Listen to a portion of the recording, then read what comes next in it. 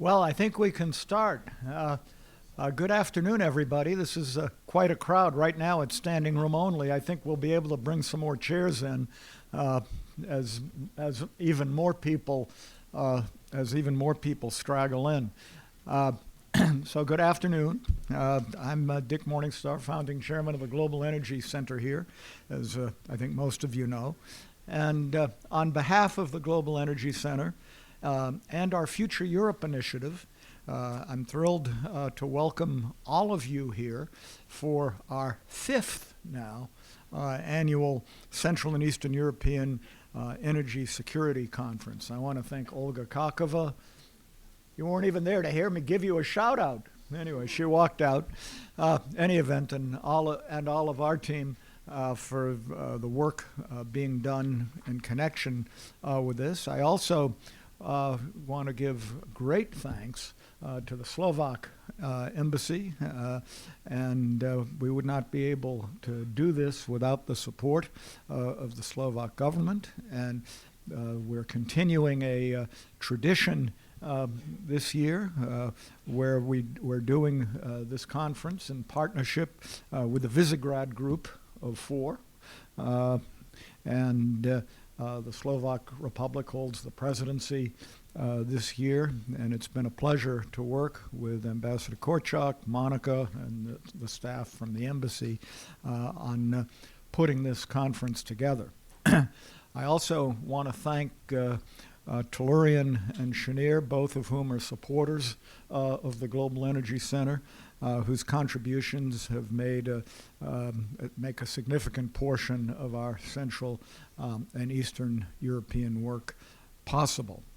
The conversation about energy security in Central and Eastern Europe has never been, I really believe this, never been more important and more relevant today, and also to the transatlantic community and to the importance of the transatlantic relationship.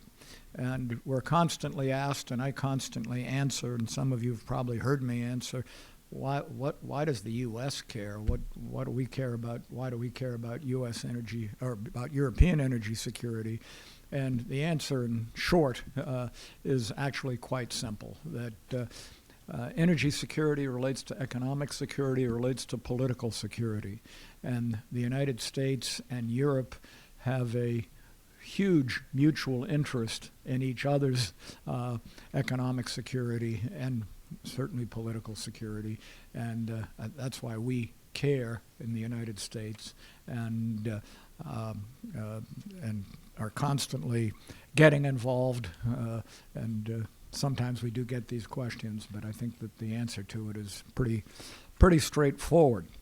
Let me also say that because this is such a relevant and urgent issue, we received a grant from the Smith Richardson Foundation to take a closer look at how the U.S. and Europe can cooperate and collaborate on energy security. In that context, we have already had one workshop and we'll have others, and doing extensive research, taking stock of the current status of U.S.-EU cooperation on energy, and based on that information, we're going to be making some very specific recommendations at the beginning of next year after the new commission is in place in Brussels, and also looking forward to the U.S. elections on how the transatlantic allies can improve future cooperation. The point is, and I think the goal that we need to have on both sides of the ocean, and that we just need to keep our eye on the ball, is working together towards a competitive market with a consistent regulatory framework that's transparent and would make it very difficult for any actors to use energy as a coercive tool. In other words, the bottom line is if there really is a true competitive and transparent market in Europe, then Russia and Gazprom are going to have to act in an open and in a competitive and transparent way, whatever happens in the end on Nord Stream and Turkish Stream. This is not a Nord Stream conference. It'll certainly come up.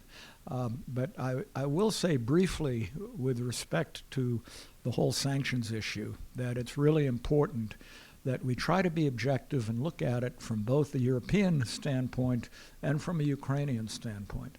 And that one of the reasons why there's been a strong movement towards sanctions in the United States is just a real sort of gut antipathy towards Russian behavior, not towards Russia or the Russian people, but towards Russian behavior, and a feeling that, how can you have this pipeline that could jeopardize interests in Ukraine after what Russia has done to, obviously Donbass, Crimea, Sea of Azov, and so forth, as well as the whole dependency question. From a European side, what I keep hearing, and I think it's really important to consider, is even many of those who don't like Nord Stream take the view that sanctions would be very problematic and don't necessarily support U.S. sanctions. And the feeling that Europe is doing a lot of things with the amendments to the gas directive, a lot of the infrastructure that's being built, and that to add sanctions to the list of really serious issues between the U.S. and EU at this point would be very counterproductive. So the key, it seems to me, and then I'll stop on Nord Stream, is, I think Germany and the EU have to push Russia and Ukraine together towards a deal that will provide over a significant period of time significant transit.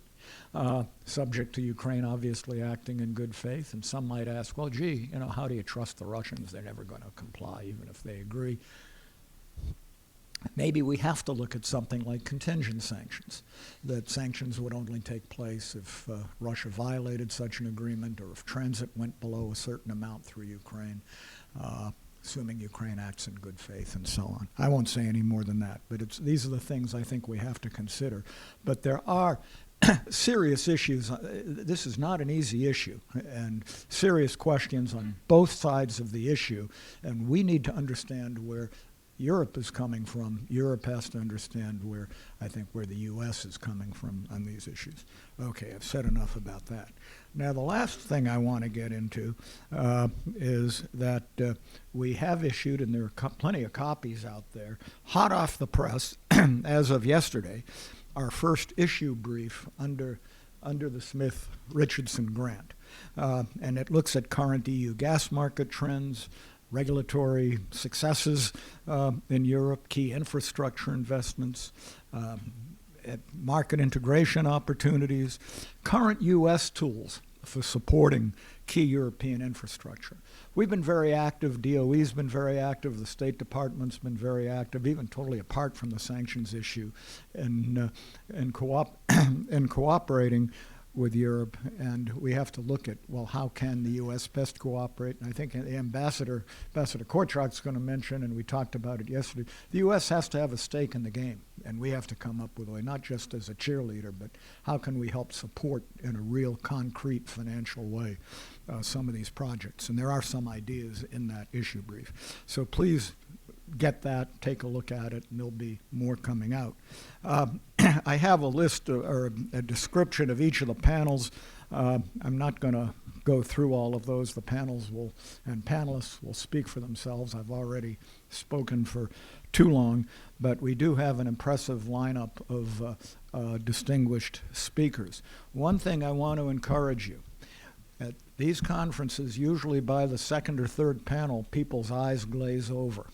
I urge you strongly to stay for the third panel, not only because there's food at the other end of the third panel, including wine, but one of the speakers on that panel, other than it's moderated by Andras Shebany, the former Hungarian ambassador to the U.S. and NATO, who's always controversial, but but also the Deputy Director General, Klaus-Dieter Borchardt from the Commission will be here, who probably knows more about the real situation in Central and Eastern Europe than just about anybody on the planet. So I think it's really important to stay for that.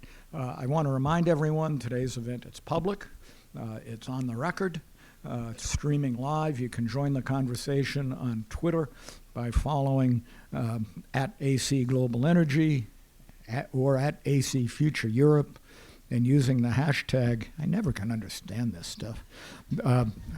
What is this? What is the sign called? This sign, the hash sign. That's right. You know, I'm getting old, and sometimes you forget these things, particularly if you're old. Hashtag AC Energy and hashtag NRG Security CEE. Both of these hashtags have been included in your confirmation email, and for those who registered.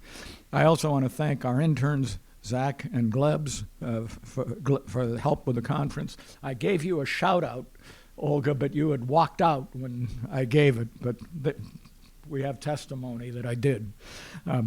Did I? Yeah, okay. So now, I've said enough. It's too much.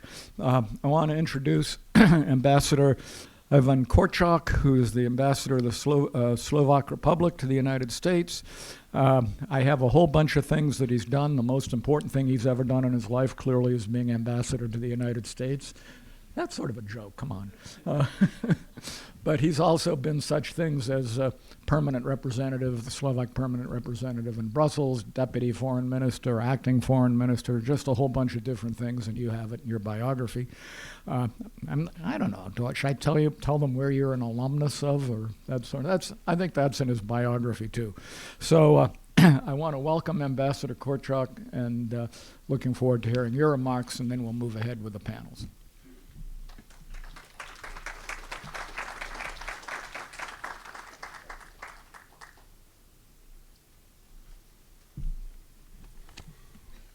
Good afternoon to all of you, and first of all, many thanks to you, Ambassador Morningstar, for introducing me, and I'm joining you in welcoming the whole audience to the 5th Annual Central and Eastern European Energy Conference. Two, I want to thank you and your team, Olga, she was mentioned again, she was mentioned already, Bina and Zach, who have been so helpful in bringing all this together. I want to say that Slovak Embassy, but Slovakia, the whole country, we have developed such a good relationship with Atlantic Council over the years. It has always been a pleasure to work with you, and right at the outset I'd like to draw your attention to the recent report that Atlantic Council has prepared with its counterpart from Slovakia, the GLOBSEC. The report is titled "The United States and Central Europe, Tasked for a Second Century Together." It's really worth reading for all those who are interested in Central Europe, and above all in suggestions that are included in that report for the US foreign policy towards our region. I was privileged to participate at the launch of this report, and I know from Damon Wilson and friends from Atlantic Council that similarly this report will be introduced here next month in Washington. Before the speakers engage in the subject of our conference, let me say a few words about Slovak presidency of the Visegrad 4. I dare say, based on my own experience, that this is a very successful cooperation of the 4 Central European countries: Czech Republic, Poland, Hungary, and Slovakia. The slogan of Slovak V4 presidency is "Dynamic Visegrad for Europe," and the question is why for Europe? So obviously our main focus is Europe, because Europe and European Union offers the most opportunities for our cooperation, and we are pulling our forces together, the 4 countries, to cooperate within the European Union, but let me say, cooperate in a way that we support European integration. By far, it does not mean that we are limiting our focus on European Union. On the contrary, we are reaching out to all those outside of Visegrad who are interested in working with us, be it the countries of the Western Balkan, to whom we would like to offer our support on the way to transatlantic institutions, but also when trying to draw attention to such important segment of national European Atlantic policies like energy, when we are cooperating with the United States. Why dynamic? Because that's also part of the slogan of Slovak Visegrad presidency. I think it's appropriate when referring to these 4 countries, because if you look at what we have achieved over the last, not only recently, but over the last 30 years, I think we can speak of a very positive and dynamic development in all areas. We managed to turn our countries into democracies. We have transformed our economies, and we're so happy that in recent years, at least when it comes to economic growth, we have even exceeded the average of economic growth in the European Union. What I expect from this conference, exactly what you, Ambassador, have said, but first of all, an open and timely discussion about energy and energy security. I'm glad that this conference covers many relevant aspects in this context. Energy transformation as a platform for US-Europe cooperation in energy security, innovation, extremely important, or ideas how to ensure energy independence in Central Europe. And I'm certain that in that context, other issues will come up, certainly Nord Stream 2, although this conference is not about that, but it must come up. I think it's very pertinent point.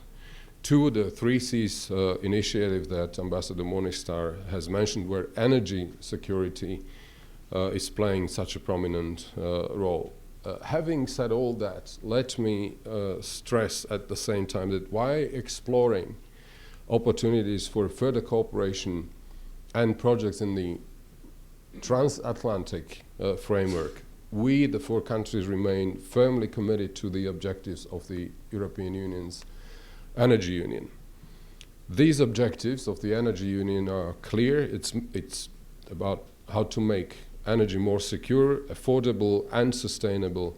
It will facilitate the free flow of energy across borders and secure supply in every EU country for every European citizen. And I fully share the appeal of Ambassador Morningstar to you to stay until the very end, because we will be having with us Deputy Director General Borchardt, and I can tell you he knows so much about the subject, but he knows so much also about Central Europe and the whole energy landscape in our area.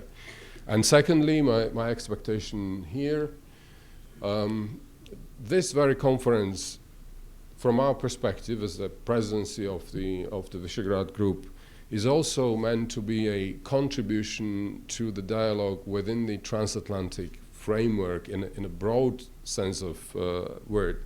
Everyone in this room, everyone in the city knows that, if I express it very diplomatically, we are at this moment experiencing a very challenging times in our transatlantic relations, in the relationship between the United States and European allies, or United States and European Union. Yes, there are divergences, there are tensions, reaching or starting from trade and up until many diverging views that we are having in this moment in foreign policy issues. But, and that's the good message at this moment, there are areas where we can speak of success and positive development, and that's exactly the cooperation in the area of energy. May I therefore conclude my remarks with a positive note in this context, reminding us what recently Secretary Rick Perry, Secretary of Energy Rick Perry, and Commissioner Cañete have said at the Business to Business Energy Forum in Brussels in this last month. I quote, "Energy security is one of the key successes of our transatlantic relations and one where both have a keen mutual interest. We share a history of transatlantic cooperation through good times and bad, and together we promote our heritage of freedom. I can't agree with both of them, and may this conference be a contribution of Visegrad to making it happen. Ladies and gentlemen, warm welcome once again on behalf of Slovak Visegrad Presidency Atlantic Council. Enjoy this event, and with these words I would like to invite Emily Meredith and her panelists to start the first discussion this afternoon. Thank you very much. Thank you so much. Come on, guys.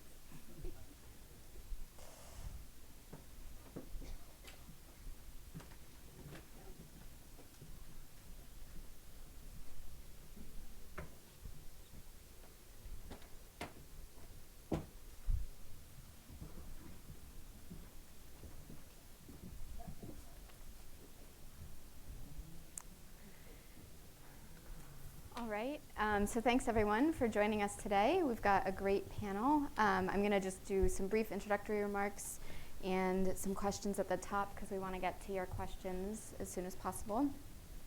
So we have Václav Bartuška, who is the Ambassador at Large for Energy Security at the Ministry of Foreign Affairs for the Czech Republic. Good afternoon.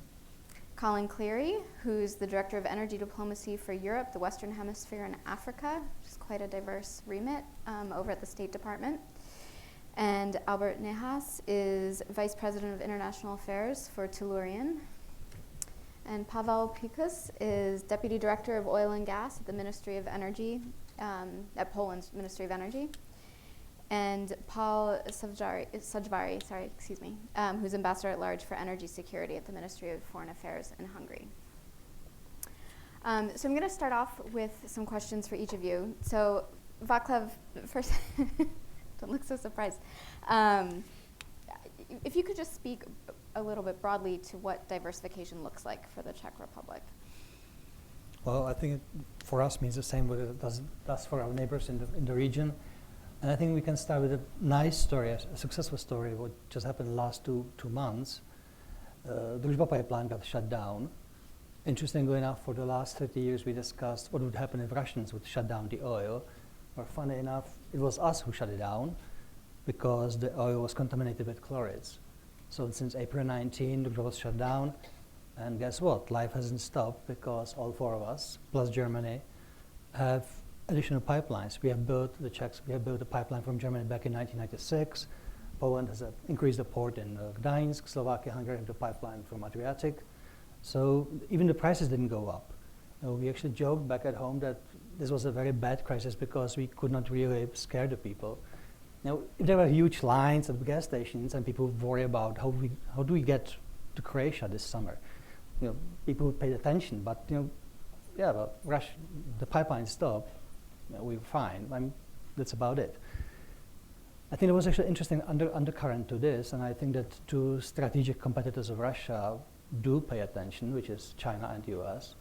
Russia has 4 outlets for oil exports. One is the Far East, and 3 are in Europe: Black Sea, Druzhba, and Baltic.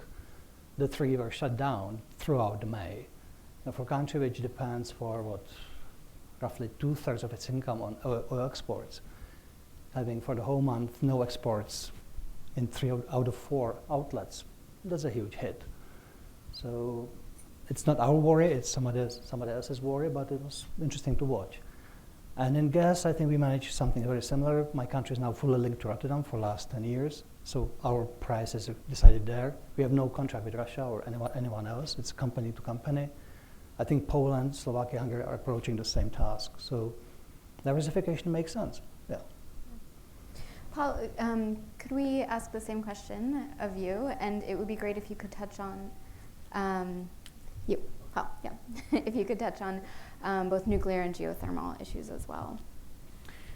So in Hungary, energy security is clearly a question of national security.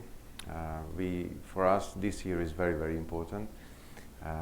Why? Because we have a long-term contract with the Russians that expires end of this year. This is a contract which has been signed more than 20 years ago. So this situation clearly has its opportunities and also risks. Risk is because we don't know how we will get the gas for next year. The opportunity is that we can buy it from anybody else. Currently, it's 100% Russian molecular we are buying. We would like to change this situation to reduce. We would like to make a physical competition, not just contracts to compete with each other. But for that, we need alternative projects to be ready. And of course, we are working on some of them. All of them is from the south, because we think that from the south it will be a big change and flow coming from south to north. And the first and the most promising project is with Romania. So in Romania, in the Black Sea, there is a nice field which is called the Neptune, which is linked to the Brua-Bruscat pipeline to Central Europe. The upstream companies are Exxon and OMV. They say that the project is ready to go. It can go ahead. Capacities are booked. It's already contracted. The last missing puzzle is the regulatory framework in Romania, so that the companies could take their FIDs. And it's very important. We are here running against the time, because if the regulatory framework is not giving enough comfort for the companies before the end of this year, we might easily end up in a nice big fat contract with Gazprom, which we want clearly to avoid. So that's the most major project. The second, what we are working on, is with Croatia, the famous Krk LNG terminal. And the last months, the discussions have been intensified and have been put up on a ministerial level. So it's going in really a good direction. We offer the strategic partnership to Croatia. It means that we are ready to purchase equity in the terminal, and also we are ready to make capacity bookings if it's commercially viable. So then the discussion is how to make the project commercially viable, and we offered to the Croatians that we should integrate the two countries' gas markets. It means that we could, in theory, eliminate the cross-border tariffs between Croatia and Hungary, which could end up in a win-win situation for both countries, because we could access to the terminal in a competitive way, and Croatians could also access to our storages, which, in the shadow of the new Ukrainian-Russian security of supply debate, has quite a value. So this is what we are working on. We won't be bored in the next months, and we'll see. But we are working on these. And Pavel, could you talk a little bit about what you expect? I mean, Poland's made a lot of news over the last several months, signing long-term LNG contracts. So what do you think the gas mix in Poland is going to look like after the long-term contracts expire in 2022? Hey, thank you very much for this question. So the first thing is that I share the view of my colleagues that diversification matters, and it's quite visible even now. We have the examples of Lithuania, which signed LNG contracts and which built the floating terminal, in which we saw that the prices of gas decreased because of this. And we have the example of Poland, which also built the LNG terminal in Świnoujście with 5 BCM of capacity, which allowed Poland to diversify its gas supplies with deliveries from Qatar, Norway, and United States. So the first thing is that is the infrastructure that is built right now, But the second is the infrastructure that will be built until 22. And we are in a process of this success story, because for now everything is online. There's no delay in these investments.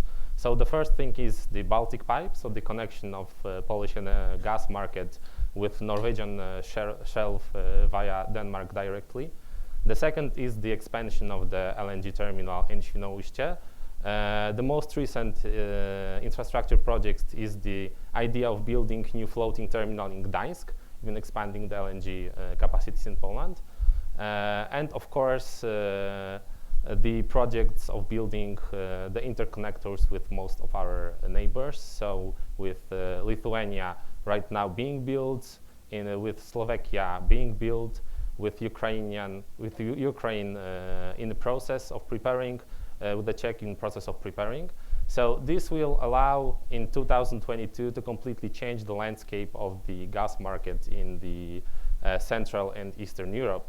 And what we would like to achieve is not only the option for Poland, as we see the LNG and the gas as not only the transition, but also as the final fuel for our economy, even after 2030. But what we want to achieve is to have the option for the entire region. And connecting this with the topic of what we are talking about today, is we want to offer some kind of a transatlantic energy corridor, or maybe better to say virtual transatlantic pipeline from United States to Europe and to the whole region via Poland, to achieve the best prices on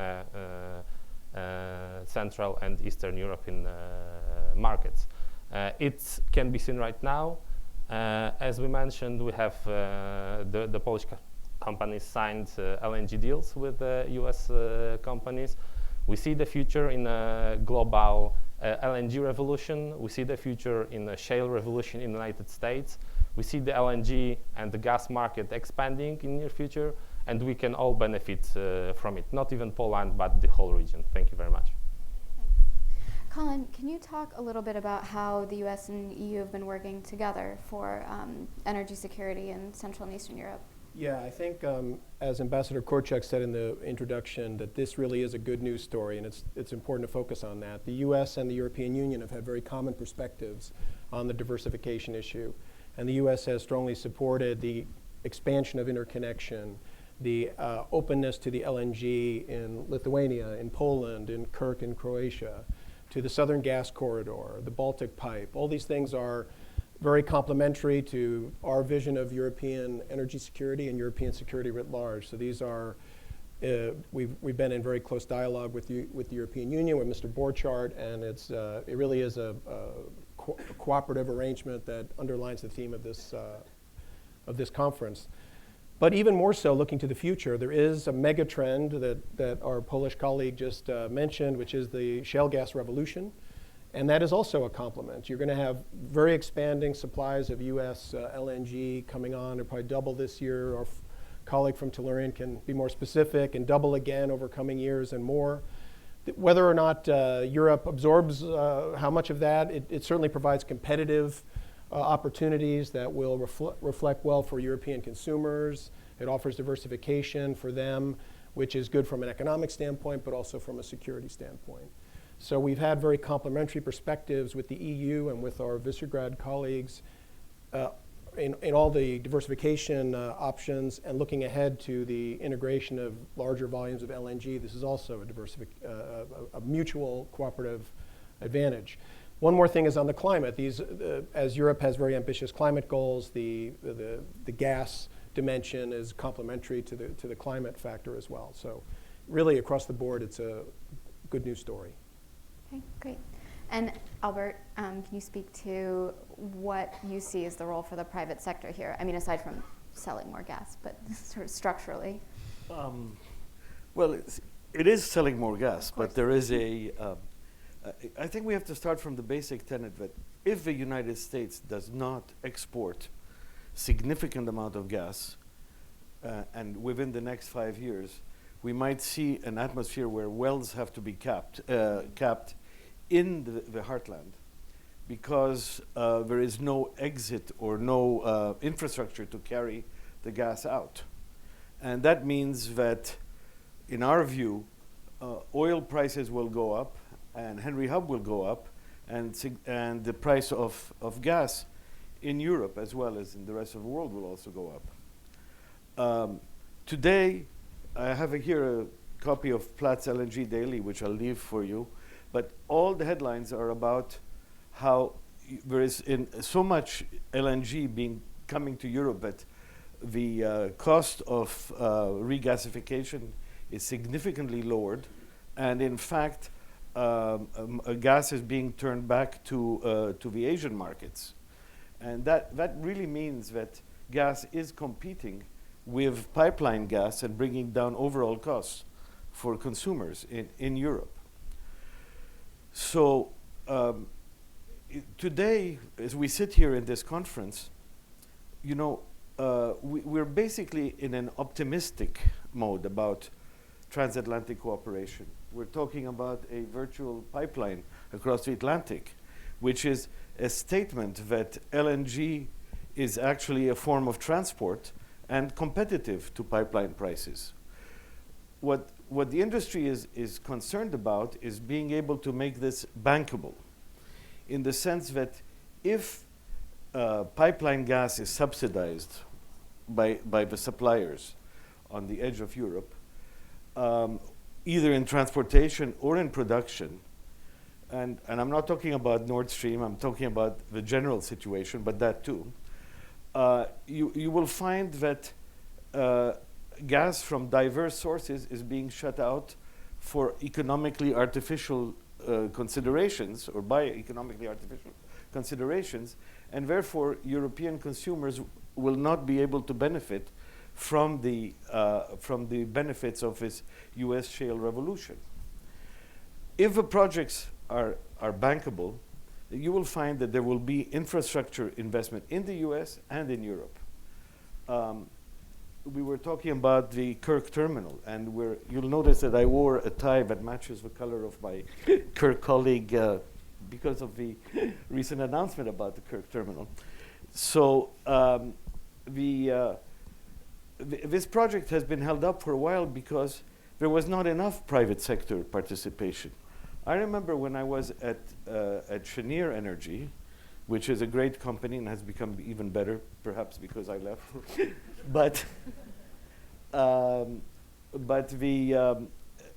We had offered to actually take over both setting up the terminal and providing the gas, and that the actual sales of the gas, the commercialization, would have paid for the whole project.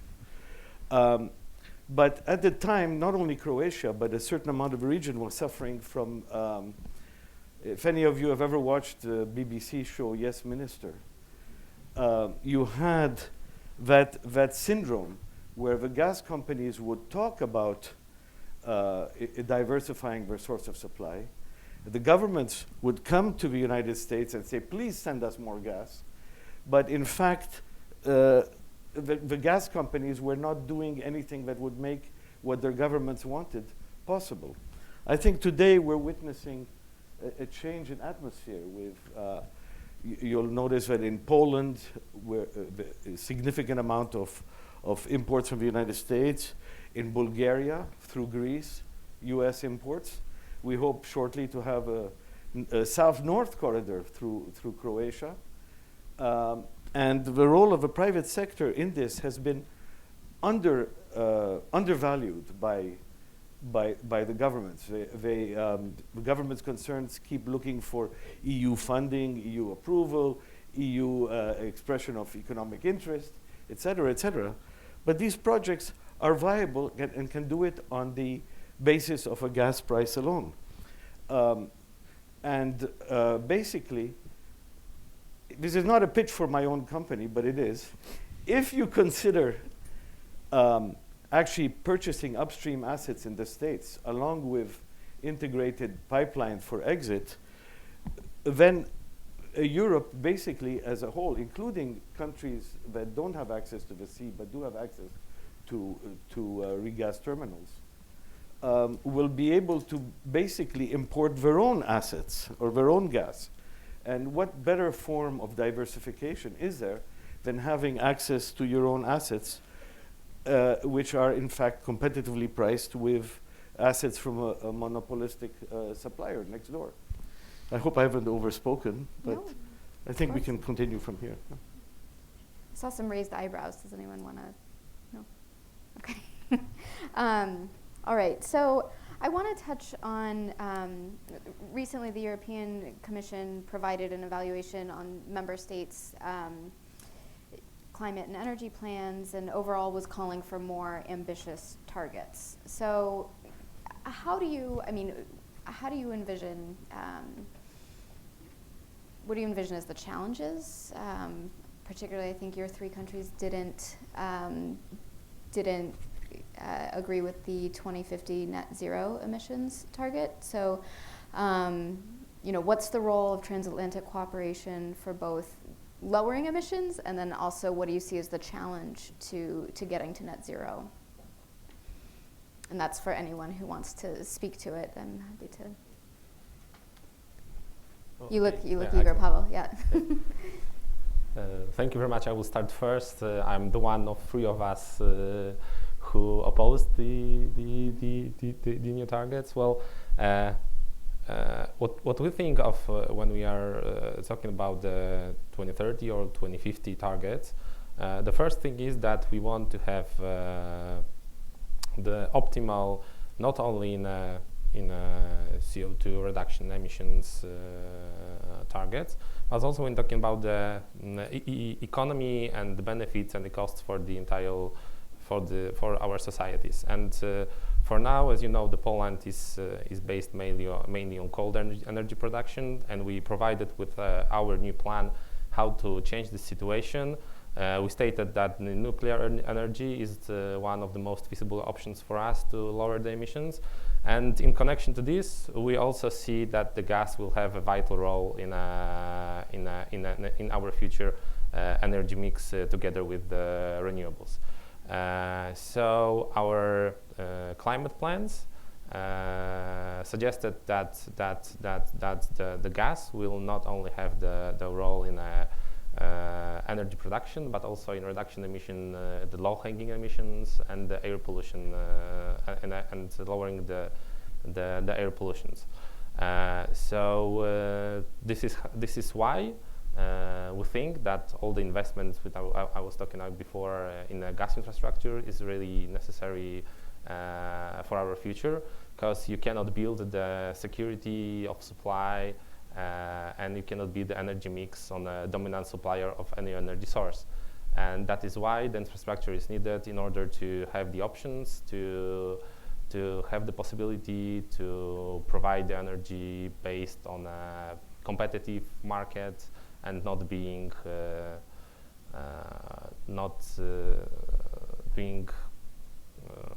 not have the dominant player be able to do something about your energy system when you started to serving the energy from this source. So thank you. Vaclav, do you want to speak to it?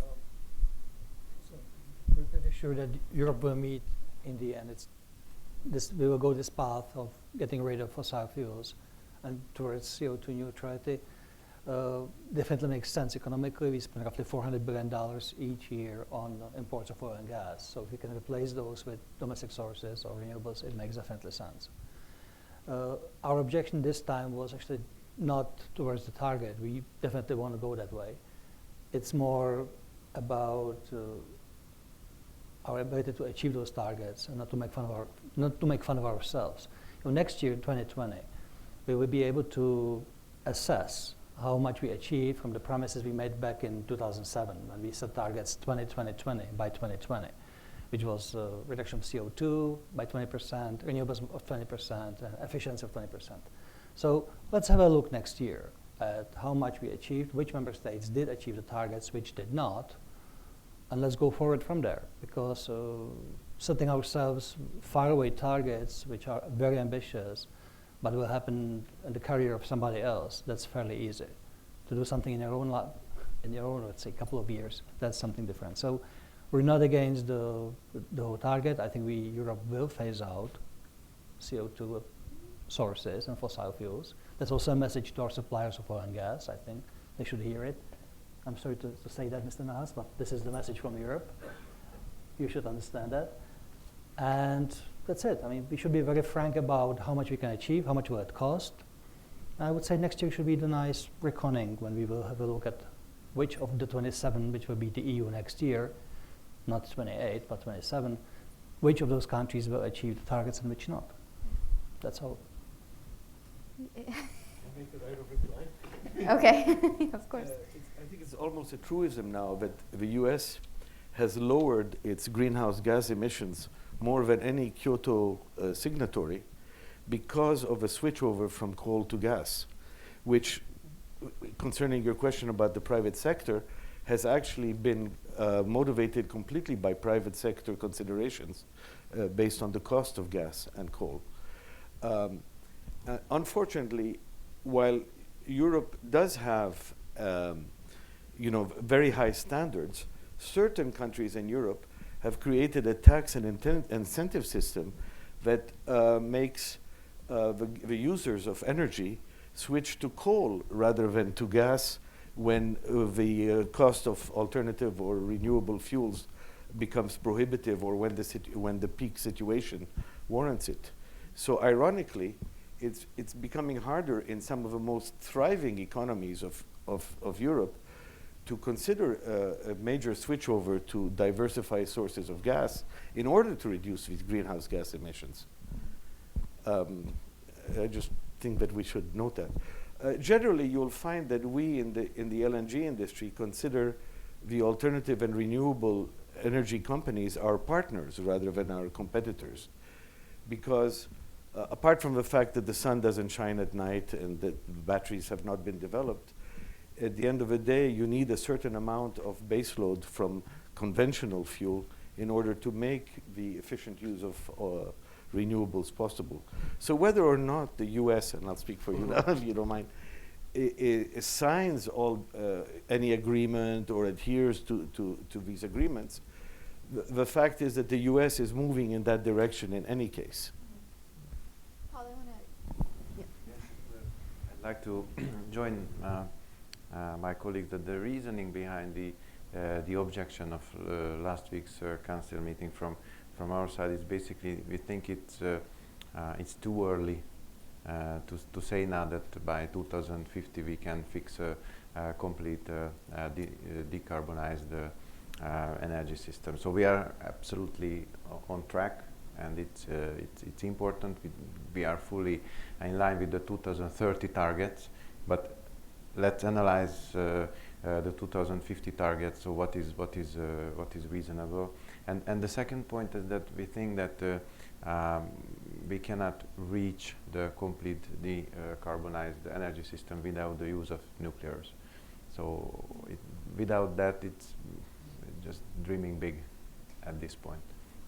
Okay, Quick go comment ahead. on nuclear. Yep. Just to emphasize that as you look to nuclear to meet the climate goals, it's important to keep the diversification in mind too for the nuclear fuel. And so there is a legacy of over-reliance on Rosatom, et cetera, for the Russian sources for nuclear fuel as well. And so we have to keep in mind the diversification of that as we look at the mix for similar reasons with gas and others. That's actually a question for Paul. I mean, the delay with the POX expansion project, I mean, how do you see that coming together? So basically, we have currently four blocks, and the nuclear energy production is 40% of our total production, and the policy is to keep the same share in our energy production until the end of the century. So this is basically a replacement project, and it has been prepared. It has been decided, and there were some delays of 20-something months. I don't remember exactly, which was due to some negotiations with the European Union to get all the green lights regarding state aid questions and with Euratom. So this has been settled, and the project is basically ready to go. Let's check the time. So I wanted to ask your opinions on if you think there will be a dominant gas hub in the Central and Eastern European region, and where you think it'll be. No. No. Great. Just like US has only one hub, which is Henry Hub for the whole country, Europe already has a major hub, which is Rotterdam. And quite honestly, we are linked to it fully. And when we hear offers of Swinoujstie or other places, the prices are not exactly tempting. So if there will be regional hubs, they will have to be separated from Rotterdam, because Rotterdam is by far the biggest. It's a hub which serves 250,000 people: France, Germany, Benelux, Britain, Denmark, Czech Republic, Austria. So making a competitive hub to this, good luck with that, but not interesting for us. Okay. Anybody else? Or, no? We would hope that there will be plenty of hubs. Okay. So that at least each region can benefit from an efficiency of scale. Okay. Let me just Yes. small detail. There's an interesting moment right now in the US that some companies from Europe, I think from major European economy, are talking to exporters of LNG about bringing the TTF price, the Rotterdam price, to the US. There's now talk about actually some deals being contracted in TTF. So that's expansion of the European market to the US market. But I think that will be just one big major European hub, just like you have in the States, the Henry Hub. I want to give a chance to open it up to the audience in a minute, so start thinking about your questions. And in the meantime, yep, oh, sorry. Thank you. Thank you very much. So talking about hubs, Yeah. We all fought for a couple of years, since 2011, to have the many regional hubs. It was said in the gas target model, which was prepared by Acer and then regulated in all the EU legislation, that we want regional hubs to be operating, because it will provide the competition between the hubs and the balance of the price in the whole Europe. And we see ourselves, so the region of CE, as one hub that can place the price in a region. However, what is the bad development as regards the hub development in the whole Europe is the concentration of supply in one place. And unfortunately, now I come to the issue of Nord Stream, which will concentrate the trade of a giant amount of gas into one country. So I mean Germany, and it will not be beneficial to establishing regional hubs in the whole Europe. And it was widely understood during the work on the gas directive in Council.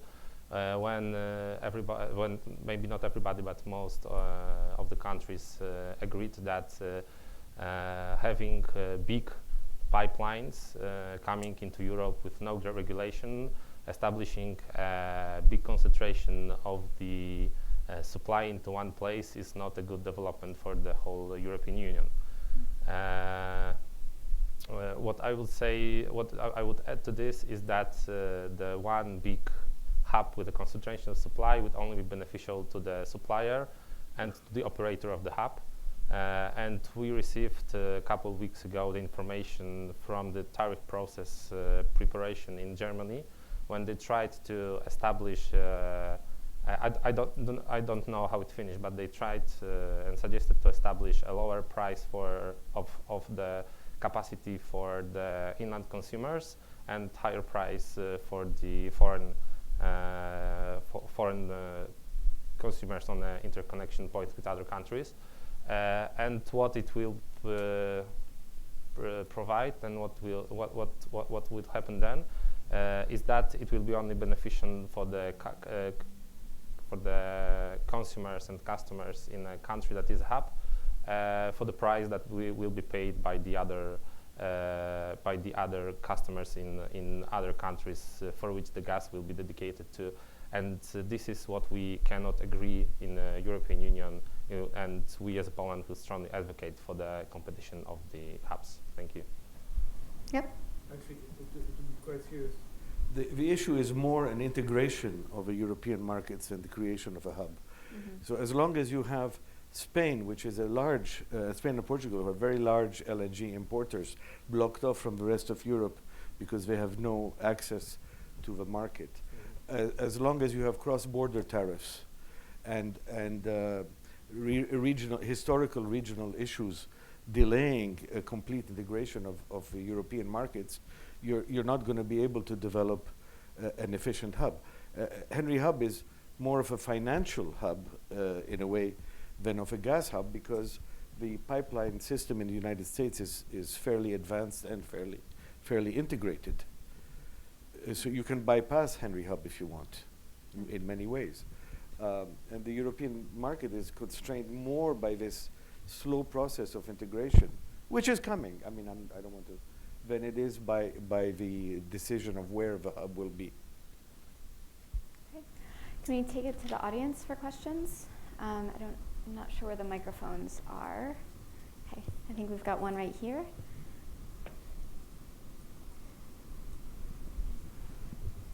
If you could just identify yourself and ask questions. Yeah. My name is Walter Jurasek. Do you think that the East European countries want to be totally independent from Russia's supply of gas and energy? If so, why Germany are dealing quite well with Russia, build their pipelines, and suddenly you're talking about independence from Russia as well? So what is your point over here? How are you going to deal with that?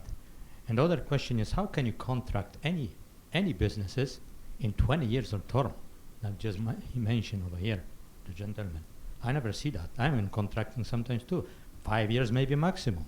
But 20 years of contracting with the inflation and everything? Can you give me an answer to that? Any one of you. Yeah, I could do the first part. With reference to Nord Stream 2, the U.S. position on Nord Stream is not about blocking or ending the supplies of Russian gas to Europe. It's about not diverting those supplies from the current routing through Ukraine to another a diversion to a northern route through the Baltic.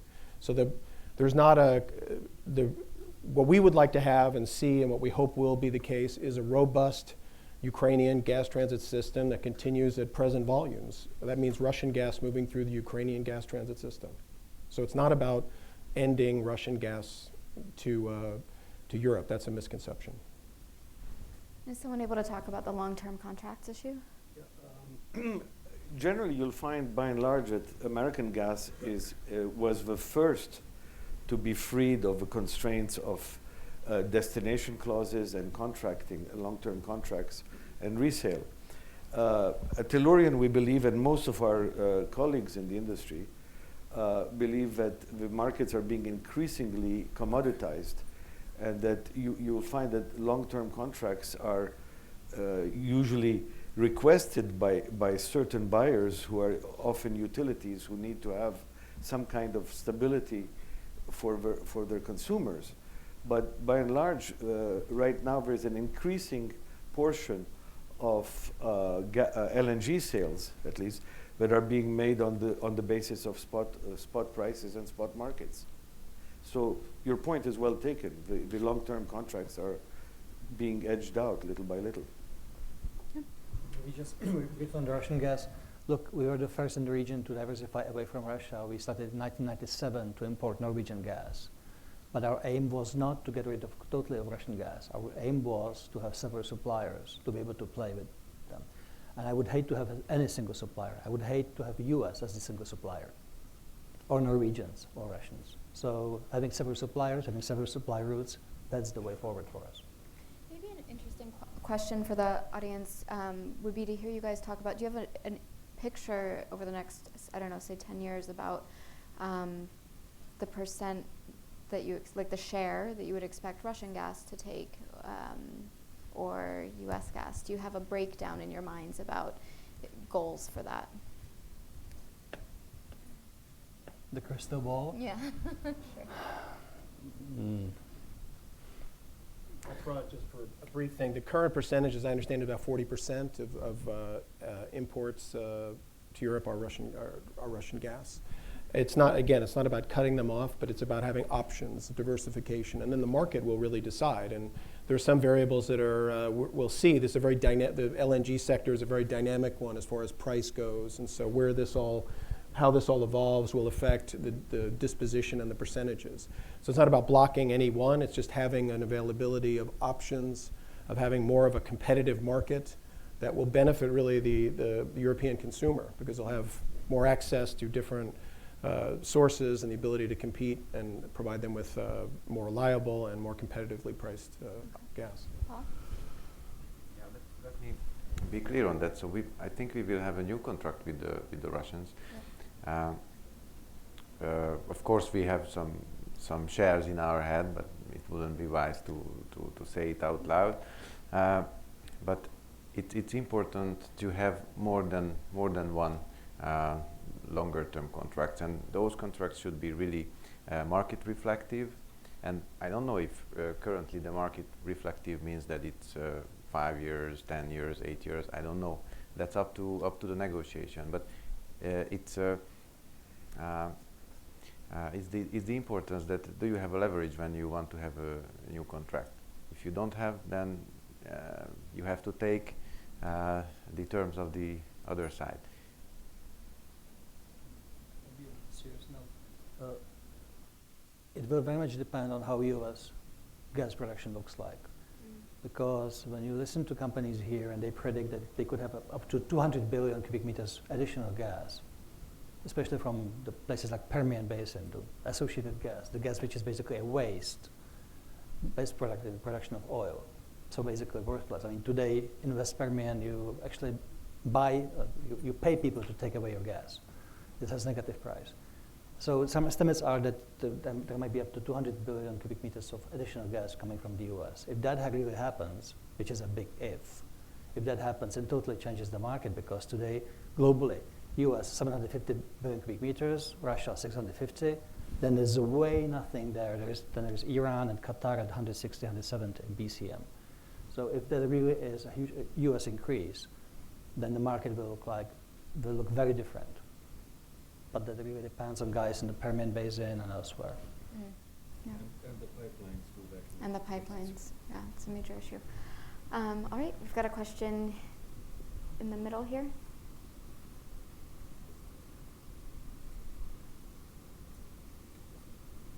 Thank you very much, Stephen Shapiro. I'm a director here at the Atlantic Council.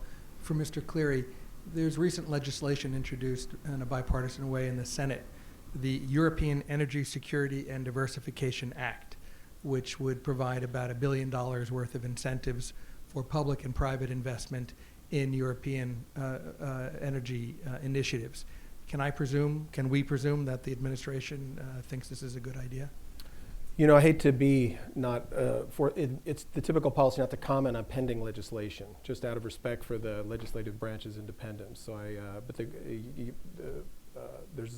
So I really will leave it at that, sorry. Can you pose yourself a hypothetical? Were there a piece of legislation that promoted maybe our colleague, it's so hard for me to do. No, I can't do the hypothetical, sorry. Can you tweet on it? Great, so we have here's a question over, Can I just follow up on yeah? Ambassador Morningstar? Ambassador Morningstar would like to answer. A quick follow-up. So I obviously can't speak for the administration, not being part of it. I think it would be great if it happened. The problem is, you've got to remember, this is not an appropriation at this point. It's an authorization. And I think the likelihood of ultimately getting an appropriation for $1 billion directly to go into projects in Central and Eastern Europe, I've learned many times never to say never, but I think as a practical matter, it's probably quite unlikely. However, the private sector is happy to invest in such projects, and does all the time, Right. as long as the business environment, especially in that particular industry, is conducive to that. But if energy is a national security matter for the United States, should it be business dependent? Everything is business independent at the end of the day. If you want business to do something, and There is one other aspect too, is that may come up later, which is the Build Act, which is basically designed for developing countries, which are not Central and Eastern European countries. However, there is language for waivers that would allow Build Act monies to be used in developed countries for if in fact there's a national, it's in the national security interest, and the president can waive and could allow the Build Act to participate once it's finally officially in force in these countries. There are other ways to deal with some restrictions as well, but again, whether it's likely, I don't know, but it's a possibility anyway. All these things, no matter how much money you devote to it, you can't. There's no way that government can supply all the investment necessary in this kind of area. So you have projects, electrification of the Caribbean, Power Africa, et cetera, but that cannot proceed at the magnitude the government would have liked, our government, if they don't, if the business environment and the other incentives are not there for the investment. The government can grease that way with financing, with guarantees, with insurance and things of that sort, without providing them. Just a brief comment. I think that we mentioned a 3 Cs initiative, and I think that that's the purpose there is to create an encouraging environment for private investment, to leverage it with those some of those mechanisms that you've just outlined, but to heighten awareness of the investment opportunities and to try and collectively create an environment that will attract the private sector. So that's why it's worth taking a look at the development of the 3 Cs initiative. Yeah. And Atlanta Council is the godfather. Thank you. Bob Eichert from the Atlantic Council. On diversification and the issue of future demand for gas, I wonder how you see that in terms of the sources of demand growth, and especially given that your countries, at least Poland and Czech Republic, are so heavily dependent on coal right now. Is gas going to replace coal? Are your nuclear and renewables policies going to be higher priority in terms of that transition in the future? How do you see that developing? Because it seems to me that that there has been difficulty in substituting gas, as we've noted in the past, because of the low prices of coal, especially in Eastern Europe and the Balkans.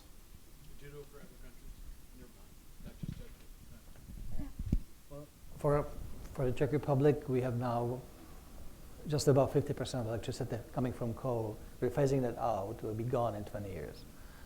And the replacement will be either a mixture of nuclear with renewables or renewables with natural gas. And it will greatly depend on the condition of the nuclear industry. I had the pleasure to oversee the nuclear tender we had back in 2010, 2014, when we looked for 2 units for Temelín. And I do remember back in 2010 talking to the 3 CEOs, Areva, Rosatom, Westinghouse, who were swearing that there would be first unit of Generation 3 up and running in 2013. They were completed in 2018. So it's up to the industry. If they don't get better, it will be natural gas and renewables. And the government has wanted to not use sovereign guarantees. They've wanted it all to be the private sector and industry to bear the main cost of the nuclear. Hasn't that been one of the reasons that has delayed the additional units? Well, governments are usually not full of insane people. And if you look at projects in the US, which went from $9 to $24 billion, both Vogtle and Summer, I mean, would you want to be a governor of a state which actually underwrites such a project? So, I mean, as a politician, do you want to put your name to a project which will have huge cost overruns and will last much longer than it was supposed to do? So it's up to industry. It will be either renewables with gas or renewables with nuclear. Do you want to answer that? Yep. So as regards Poland,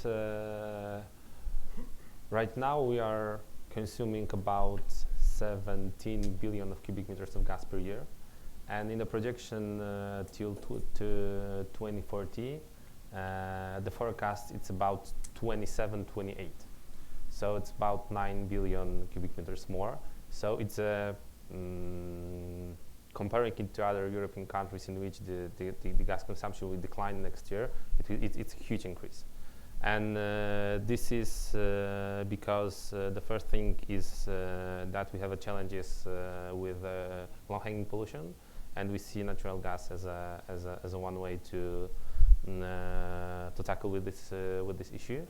And we see also the role of gas in electricity production, in the generation as a regulation and backup fuel in the future. Thank you. Yep, and we have another question right there. Yes, Andrew Patterson, Environmental Business International. So we were this close to getting a deal from Steve Shapiro's question on the $1 billion. Let's go to the third level based on what the panel said, Steve. So I accept the ambassador's caution about anything related to budget on the Hill. However, let's suppose the $1 billion, I want to get the panel's reaction to this, is not in 1 year. It's $1 billion over 5 years. Yeah, so it's 200 million a year. That's within the realm of possible. Secondly, Steve Shapiro mentioned mechanisms that the panel endorsed. Offtake agreements, potential matching funds to what the act would provide. Thirdly, you said Build Act. That's already appropriated. Up to 30 billion. I agree with your point, Ambassador, very important about the waivers. On the table, up for negotiation. And then lastly, can the European countries, can Visegrad take the lead on pushing back Europe's stodgy resistance to including nuclear in sustainable finance because there's a lack of storage of spent nuclear fuel? That's what came out last week. But the Visegrad countries are in a position to push back on Germany and Belgium on including nuclear in the sustainable finance criteria for Europe. Can you do that in this package deal for financing and help meet your emissions goals? Does anyone want to respond? Okay, well, if I may. Of course. We are pro-nuclear countries, but if you go to European level, you basically realize that being nuclear is something, being pro-nuclear is a bit like admitting that you smoke marijuana at school. I mean, most people did. I mean, 14 of 28 EU member states use nuclear power. 14 of 28 use nuclear power. It's 20% of nuclear of electricity in the EU. But somehow it's not salonfähig. It's not really something you should say in the polite society. That's the way it is at the moment. Nuclear is not really making it into the final declarations from the European summits, from the European councils. But Europe has admitted you're not going to meet the emissions goal. So put it back in. I already mentioned the 2020, the next year, because we will look at how much we achieved from the targets we set ourselves back in 2007. I think that should be a good moment to actually decide further. Where is the money wisely spent, where is not so wisely spent? It's always good to measure up to what you already promised to do. But overall, do not expect a pro-nuclear statement from European Council. Not going to happen. Okay. Do we have other audience questions? Oh, excuse me. Sorry, Pavel. Yeah, just to add, I'm not an expert on the nuclear, but we are in our vision point quite clear, and we stated this in our projections for the energy policy for 2040, that we want nuclear in our energy mix. That's all. I'm sorry. Couldn't get financing because it wasn't business feasible. Right. Even though it's a national security issue, including for, but the smaller units. Okay. Okay. Let's go to Fred in the back. Fred Hutchison with LNG Allies. So one of the dilemmas in the LNG world is predicting supply is easy, predicting demand is not. So we're in the middle of a heat wave in Europe. We know that many of your cities use district heating for your heating needs in the wintertime. What about air conditioning? And are you accurately, in your minds, estimating what the future could bring if your countries have much hotter summers? Question about predicting demand. Let me get your crystal ball out again, Vaclav? Yeah. Sure. As for ourselves, we forecast more of a stagnating demand. So we don't expect big changes in neither up or down. So our energy mix is relatively stable. We have some coal that will be phased out in the following decades. I guess that would be replaced with gas and a mixture of renewables. But we won't expect for ourselves big change. But of course, it should be checked on the EU level. I don't know exactly the figures about the EU total consumption. Sure. Pavel? So when talking about consumption and the projections of the demand, the first thing you need to be aware of and you need to take into account is the energy efficiency. You have to measure it at first, and then you add to this what will be the demand added to this. And it's hard to predict and to judge what's the efficiency possibilities in energy systems. In our draft of the energy policy, we suggested and we forecasted the increase of the demand year to year. I don't know for now the percent. I can get back to you with this. But we see that the energy consumption will increase, and that is why, for example, for gas, the demand will increase from 17 to 27 in the next 20 years. Do you have other? Just one sentence is I Oh, think yeah. that's the attractiveness, as you would know better than anybody, about LNG because of its flexibility. So as the market conditions in one place evolve and change, assuming the hookups are there, the LNG is a very flexible commodity, so it can meet those changing circumstances. We have a question here. Victor Kmenko, energy consultant. We can see a lot of coordination and cooperation between Ukraine and US against Nord Stream 2 in EU. At the same time, we do not see any cooperation between them on LNG. Even so, government of Ukraine is looking for opportunity to get gas from US. Will we see like supplies from US this or next year? Thank you. Colin, can you speak to that? Well, this is again, it's an emerging new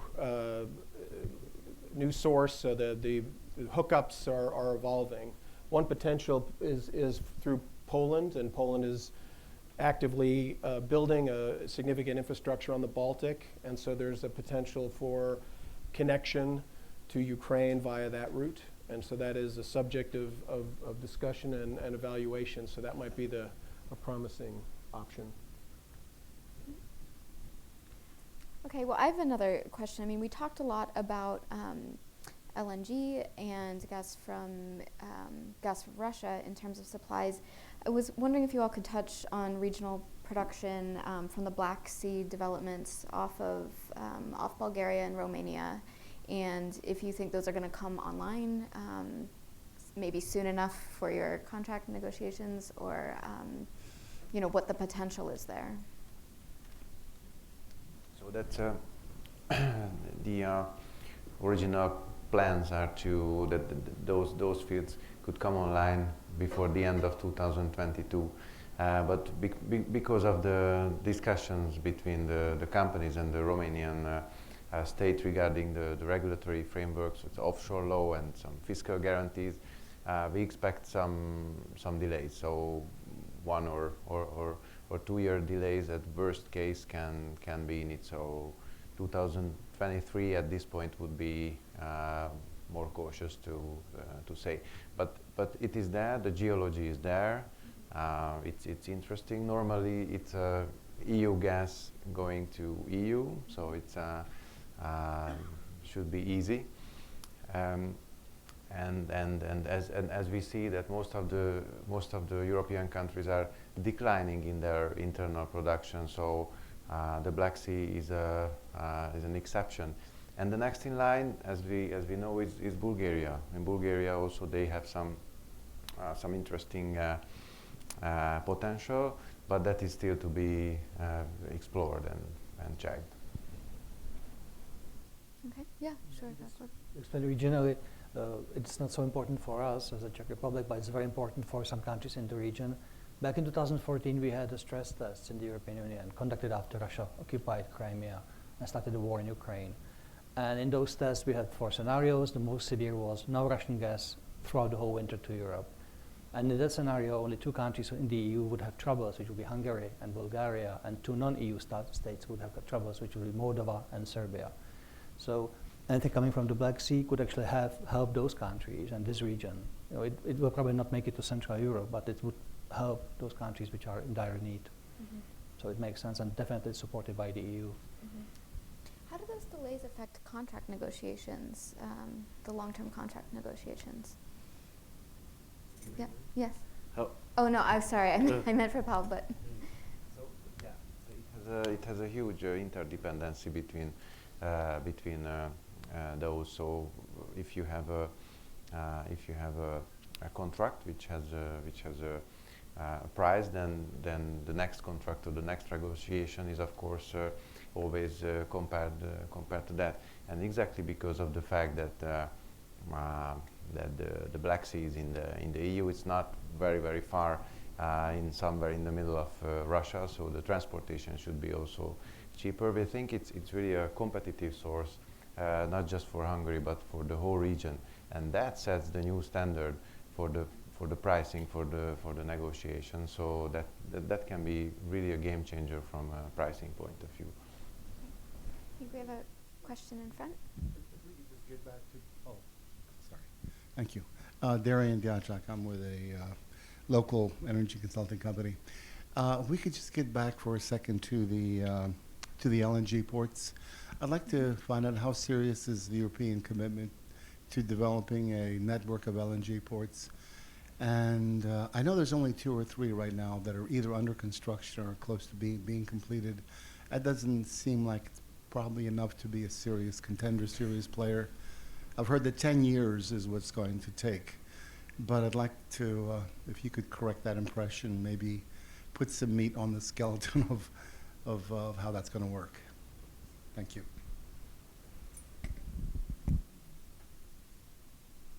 Well, first, Mr. Borchardt will be here in the last session, and he has this to give you in great detail. But there is more than that. It was mentioned earlier about Spain. There are regions that have actually significant underutilized LNG at the moment that have facilities for receiving it that for various reasons are at a low ebb of utilization. But the ones that we've been focusing on in the Visegrad context, there's a Kirk in Croatia, which has come up, advocated strongly by the U.S., the Baltic one in Poland, which is quite significant and moving forward, and the one in Lithuania. Germany has also announced plans to increase its facilities. So I think it is certainly a growing, it is, and Italy has some. So there are a variety of intake capacity, and so it will be building. Any kind of percentages that you could put on that, like by a certain year you can expect that? One thing is the capacity, and others can be more expert than I, but the capacity of utilization has been low overall. So there's excess capacity now, actually. So it's hooking that up to the various consumers. So there's work that needs to be done. When I said that there's been a lot of success and interconnection that the EU has done, and Mr. Borchardt has been very involved in, it doesn't mean that the job is done. More needs to be done. So, and that's what they'll be doing. Yeah, Vaclav? Oh. You don't need 10 years. You can put up a floating terminal in 2 years, under 2 years. Yeah. What's important actually is not the utilization rate. No, the average utilization rate in Europe of the LNG terminals is around 40%, which actually gives you freedom. If you would use those terminals at 100%, that gives you no freedom whatsoever. So if you look at Zeebrugge, Rotterdam, and other places, they are not 100% used, which is exactly what gives you additional lever against any supplier. So don't always mix up those two things. Most LNG terminals in Europe are not used at 100%, which is good. Because it gives you possibility to tell Algerians, Norwegians, Russians, we have other suppliers. Yep. And of course, you need to look more regionally. For example, for Poland, it wouldn't be an option to use the LNG terminal in Spain, for example. Yeah, so we need it closer to us. That's why our terminal in Świnoujście right now is booked for 100% by one player, who is utilizing the terminal in like 60-70% right now. So there are no slots for the ships to come right now. That's why there is the final investment decision in Poland to expand the terminal from 5 to 7.5 billion cubic meters, and that's why we are thinking about floating terminal, what you were talking about in the perspective of 2024, because you need to have the source of supply the closest possible to you, because as we saw, the interconnections between the member states are also the very important issues, like for example Spain, country with plenty of terminals but with no connections to the other, with no big connections, so you cannot use it for the European purposes, yeah? And that's why the terminal in Kirk is also an option for the South Europe. Thank you. Yep, Paul. So we have a different view compared to the Polish model, because we think that the LNG is more of a completing option. So yeah, it can happen that it is used as a base load if the market situation is like that. But it's more like when there are some market situations, it potentially be used, and the use of it is that it put a fix to the pipeline prices. So the pipeline prices cannot go higher than a certain point. Of course, there I understand that in Poland it's more of a base load potential production, but it's really the question of the model, how you look at it and how you would like to use the terminal, how you put it in your portfolio. Okay, we have a question here. I'm Bob Hershey, I'm a consultant. How do you see the various fuels competing for operating power plants of coal, gas, nuclear, as well as solar and wind?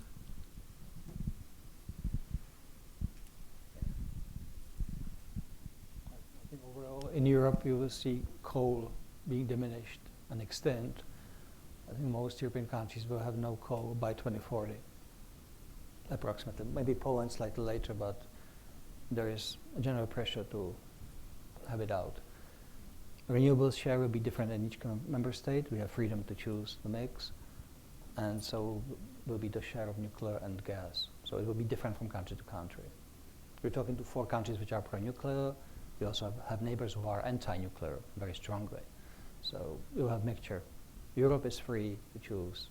We are free to choose.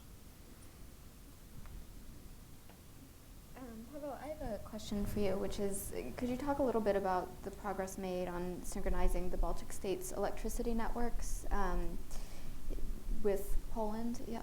Yeah. Thank you very much. So this is another success story in the energy debate in a sea region. So there were discussions since several years how to synchronize the Baltic states to the European network, and finally the decisions have been made last year in June, I think, and this year, a couple of days ago, on 20th, I think, June, the prime ministers of Latvia, Estonia, and Poland, the president of Lithuania, and the president of the European Commission signed a document that the political implementation roadmap of the synchronization. It states that the infrastructure necessary for the synchronization with the continental Europe needs to be in place in 2025. And it will be done by Poland.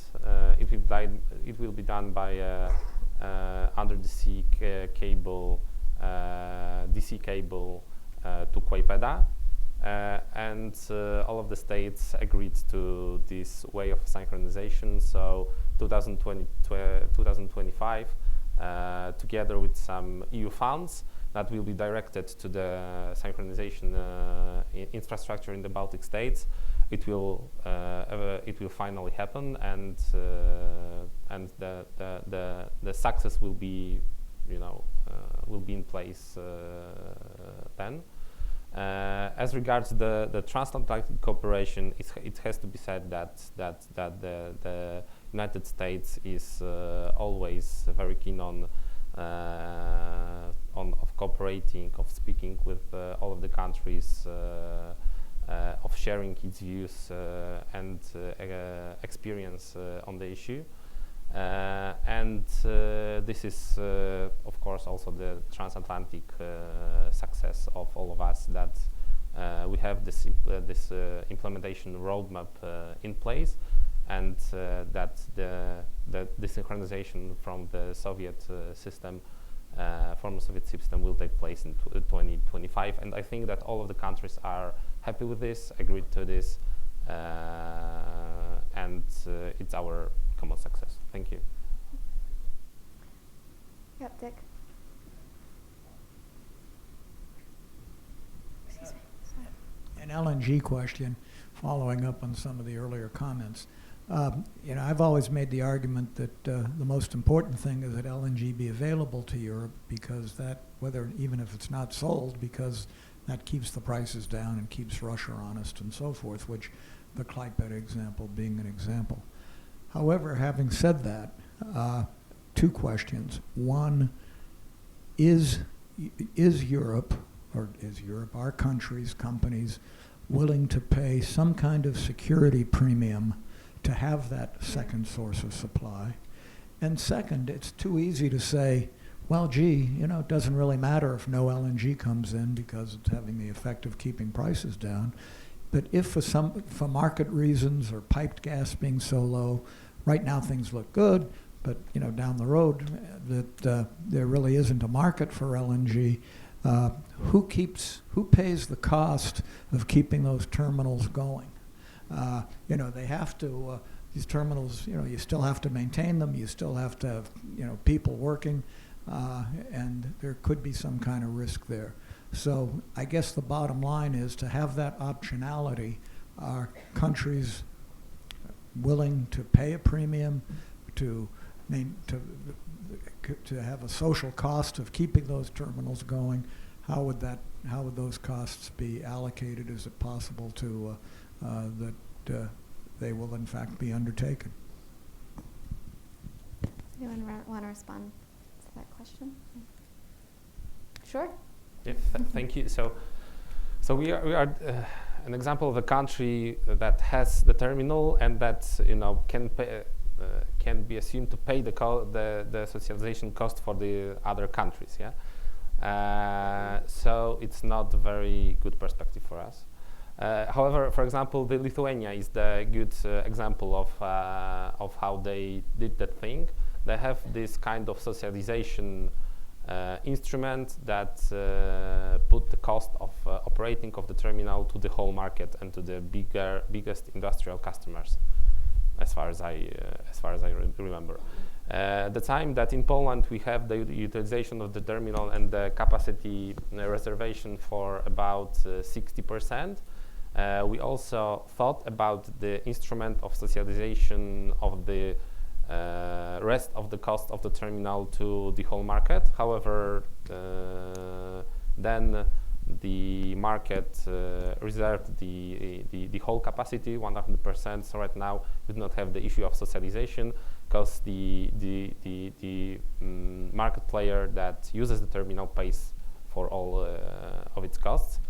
The second thing is that it's the positive the positive thing of having expanded the terminal, that it lowered the costs, the unit cost of the capacity, and having not 5 but 7.5, and adding some additional very small costs of investment and operating, we'll have a cheaper terminal at the end. So this is the Polish case. Yeah. Paul? In case of Hungary, if let's separate your question. If you ask that whether we are ready to pay more for the commodity, the answer is no. If your question is we are ready to pay for the infrastructure, then the answer is yes. That's why we proposed it to our Croatian friends, that we are ready to be part in the equity, and also we are ready to book capacities, but for that we have to make a business case clearly. But the question is more that who pays for the infrastructure, and then a healthy mixture of public fund and a good business case, I think the right answer. One just brief Yeah. comment, just that the security premium may exist in the beginning, but I think in the case of Poland, it has decreased substantially. So it probably was a good bet in that case. They bought security, and then it turned out to be, on price-wise, something that worked out. So For now. congratulations, Poland. We think that U.S. gas will have a price curve that will make LNG terminals sustainable for a long time. And if you operate these terminals on the same principle as airports, that the users pay their user fees, you'll find that the economics of the business long-term will make them sustainable. Just to follow up, can I ask you then, Albert, if in fact prices in the Asian market, hypothetically, sometime in the future, are 20% higher than prices in Europe, will you sell gas to Europe? There's enough gas for everybody.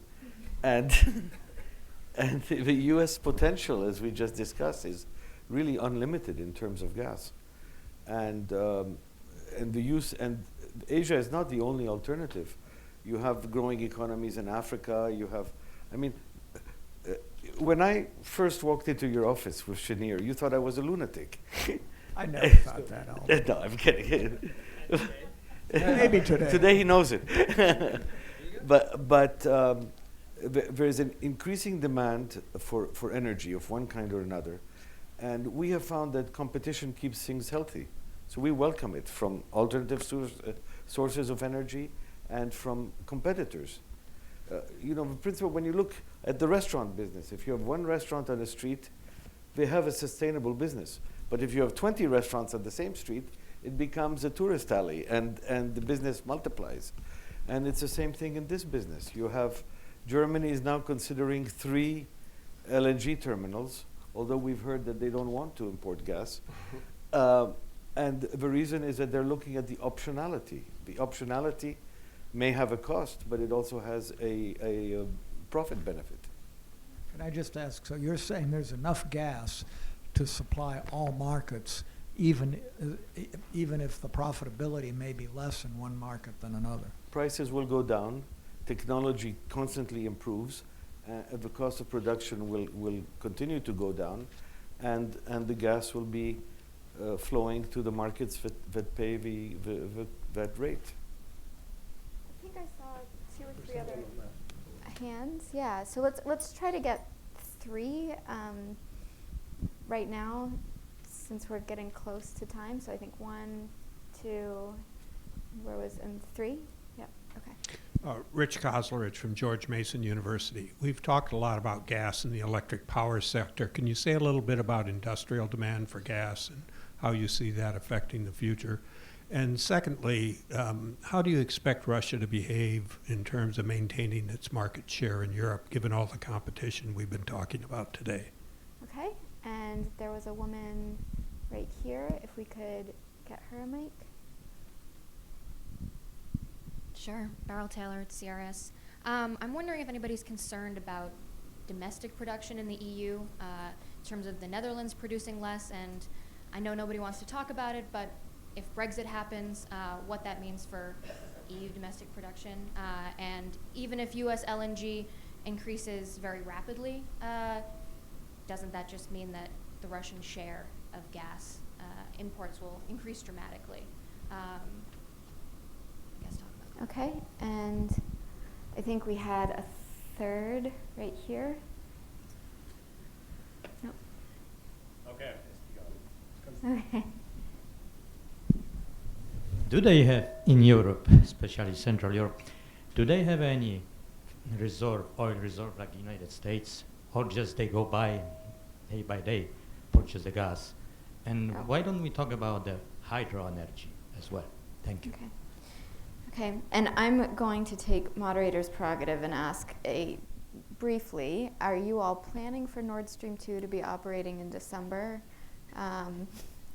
And if not, I guess how, when Nord Stream 2 comes online, how that affects your plans in general, whether it be contract negotiations, I mean, all the ways. So we've got several questions: gas and industrial demand, domestic EU production, impact of Brexit, hydro, and then Nord Stream 2. We've avoided it for the most part, but we just go down the line, maybe. Pau, yep. Maybe I'll pick up your question. So I think neither the extension of Nord Stream, neither the Turk Stream won't be ready before the end of this year, and I think this is to be understood in the context of the Ukrainian-Russian transit discussions. So it might give a leverage to the Ukrainians, because the Russians need basically the Ukrainian route to keep that open for the following years. So yeah, the answer short, it won't be ready by the end of this year. That would be my bet. Just add one other factor. Denmark, the routing is not established yet, and so Denmark is still through their own processes evaluating the route through Denmark.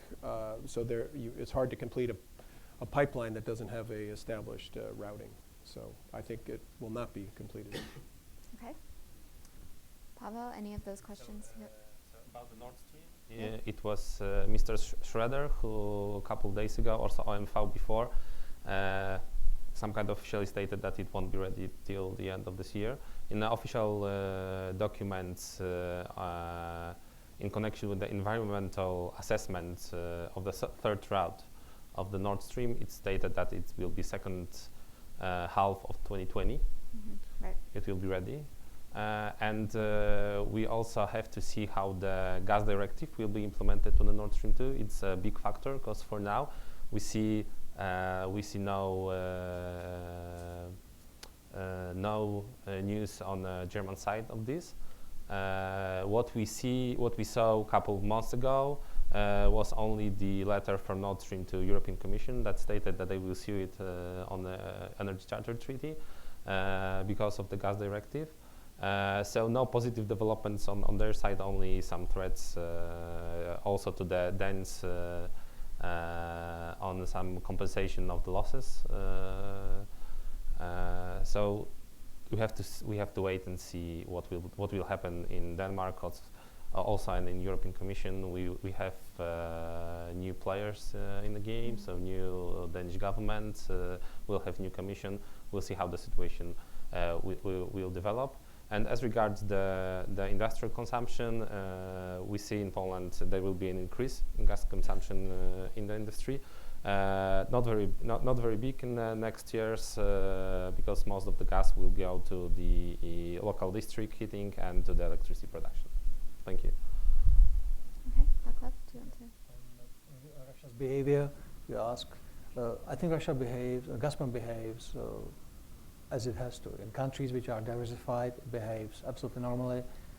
In my country, we haven't had any political discussions about gas for the last 20 years, so because we privatized the industry and it's fully privatized. Gazprom actually shut down its Czech subsidiary in 2017 because it kept losing money for many years. Because trying to sell gas for Russian prices when we have access to Rotterdam simply didn't work out. So I think that's very clear. On Nord Stream 2, I think will be finished in December of some year.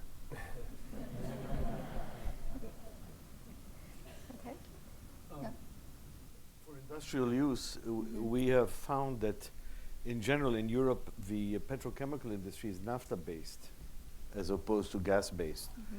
But new projects, when there are any, are increasingly turning to gas. As far as the proportion of Russian gas to gas, Russia is there. It's next door and it has pipelines. There will always be Russian gas coming to Europe. What we're concerned about is the ability to compete with it because it's being priced on economic factors and not on monopolistic advantage. So, and if Nord Stream 2 is delayed, we're very sorry for the investors, but we're very happy to supply the gas as an LNG industry. So. Okay. Okay. Well, I think with that, we're going to wrap this panel up. Oh, I'm so sorry, Colin, did I? No. Oh, sorry, Victor's. Okay. So I think we are going to wrap it up. Thank you guys so much. We really appreciate it, and we look forward to the next panels.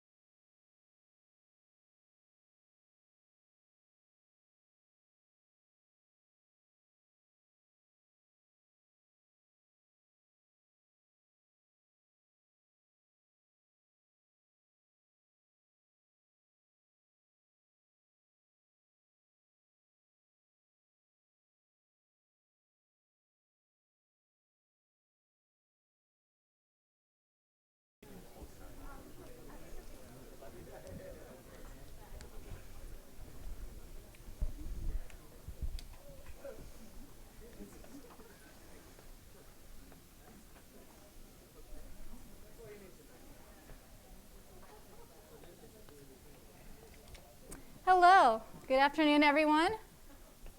Thank you for sticking around. I hope you enjoyed the first panel. My name is Olga Hakova. I'm an associate director here at the Atlantic Council Global Energy Center. It's a pleasure to host this fantastic panel today. This panel is a perfect follow-up to our earlier discussion today on ways that the United States and EU can collaborate on energy security. For the next hour, we'll discuss how innovation can help with addressing energy security threats, specifically looking at ways that innovation can prevent malign actors using energy for coercion, or looking at ways to utilize innovation to prevent cybersecurity attacks, cybersecurity threats, also addressing climate change. We'll also touch on what kind of environment does the industry need to continue thriving and continue innovating. So it is my pleasure to introduce today's panel. We have Andraž Bacinović, who's the, we were practicing last names. I think I'm at 60%. Thank you. Who is the head of International Public Affairs and European Union Regulatory Affairs at MOL Group. Welcome. We have Lee Beck, who's Women Leaders in Energy Fellow at the Atlantic Council's Global Energy Center, and is a Senior Advocacy Communications Advisor at the Global CCS Institute. We have Artur Babavnicki, who is the Director of Innovations and International Cooperation at the Slovak Innovation and Energy Agency. Welcome, Artur. And we have Patrick Kryzanski, who is a Managing Partner at the Nubia Nanotech.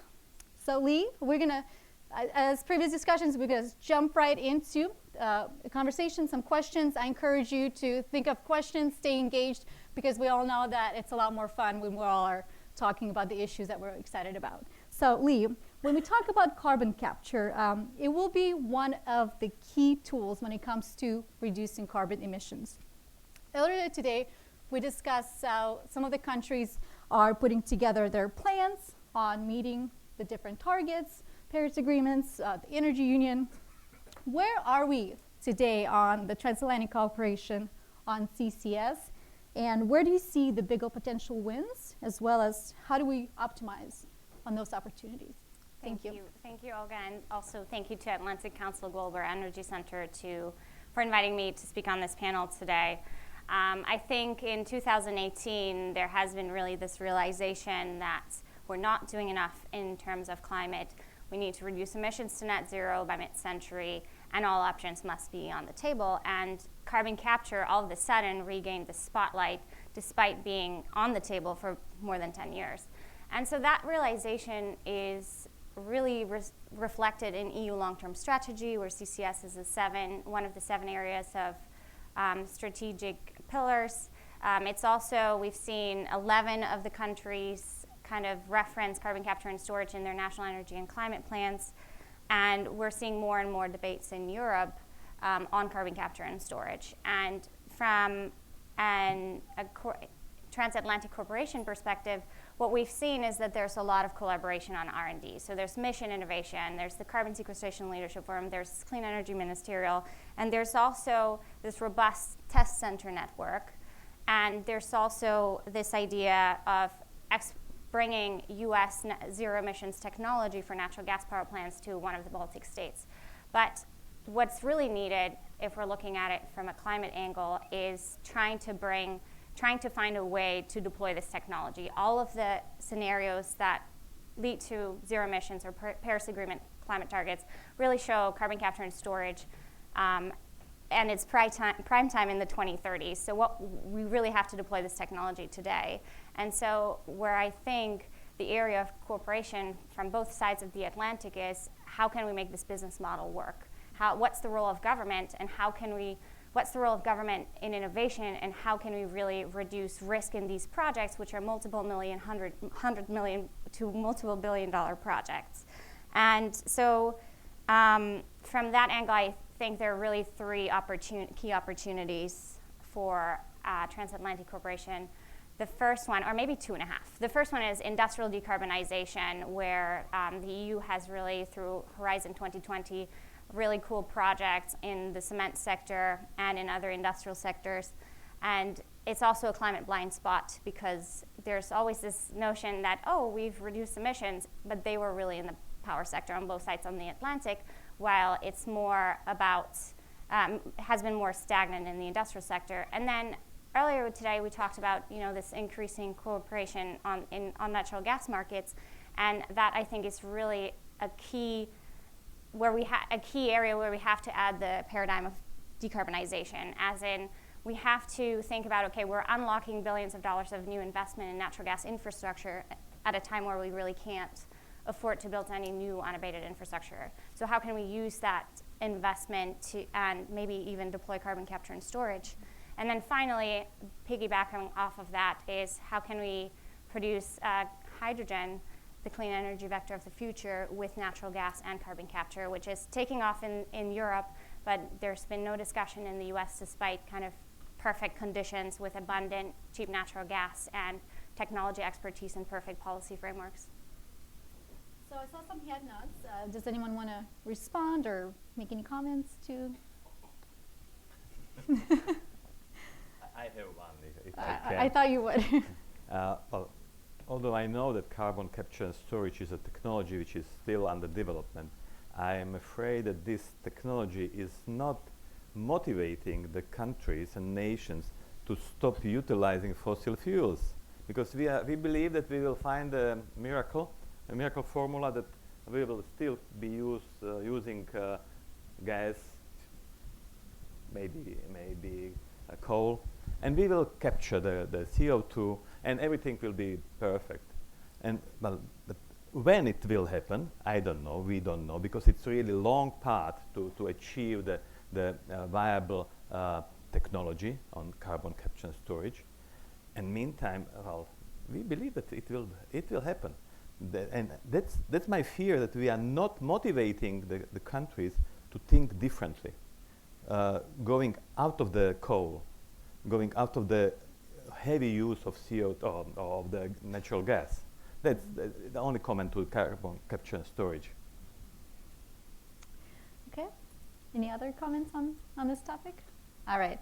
Well, Arthur, I actually have the next question is for you. So Slovakia is emerging as an energy innovation hub, which is really exciting. Congratulations on that. Could you talk about how the regional projects that you're working on currently, especially, I know we mentioned earlier, European Union's framework program for research, development, and innovation, you mentioned Horizon 2020, are contributing to energy security in the region. Could you talk to that? Okay, let me a little bit moderate your expression, innovation hub for energy related startups. I don't think we are really energy related hub.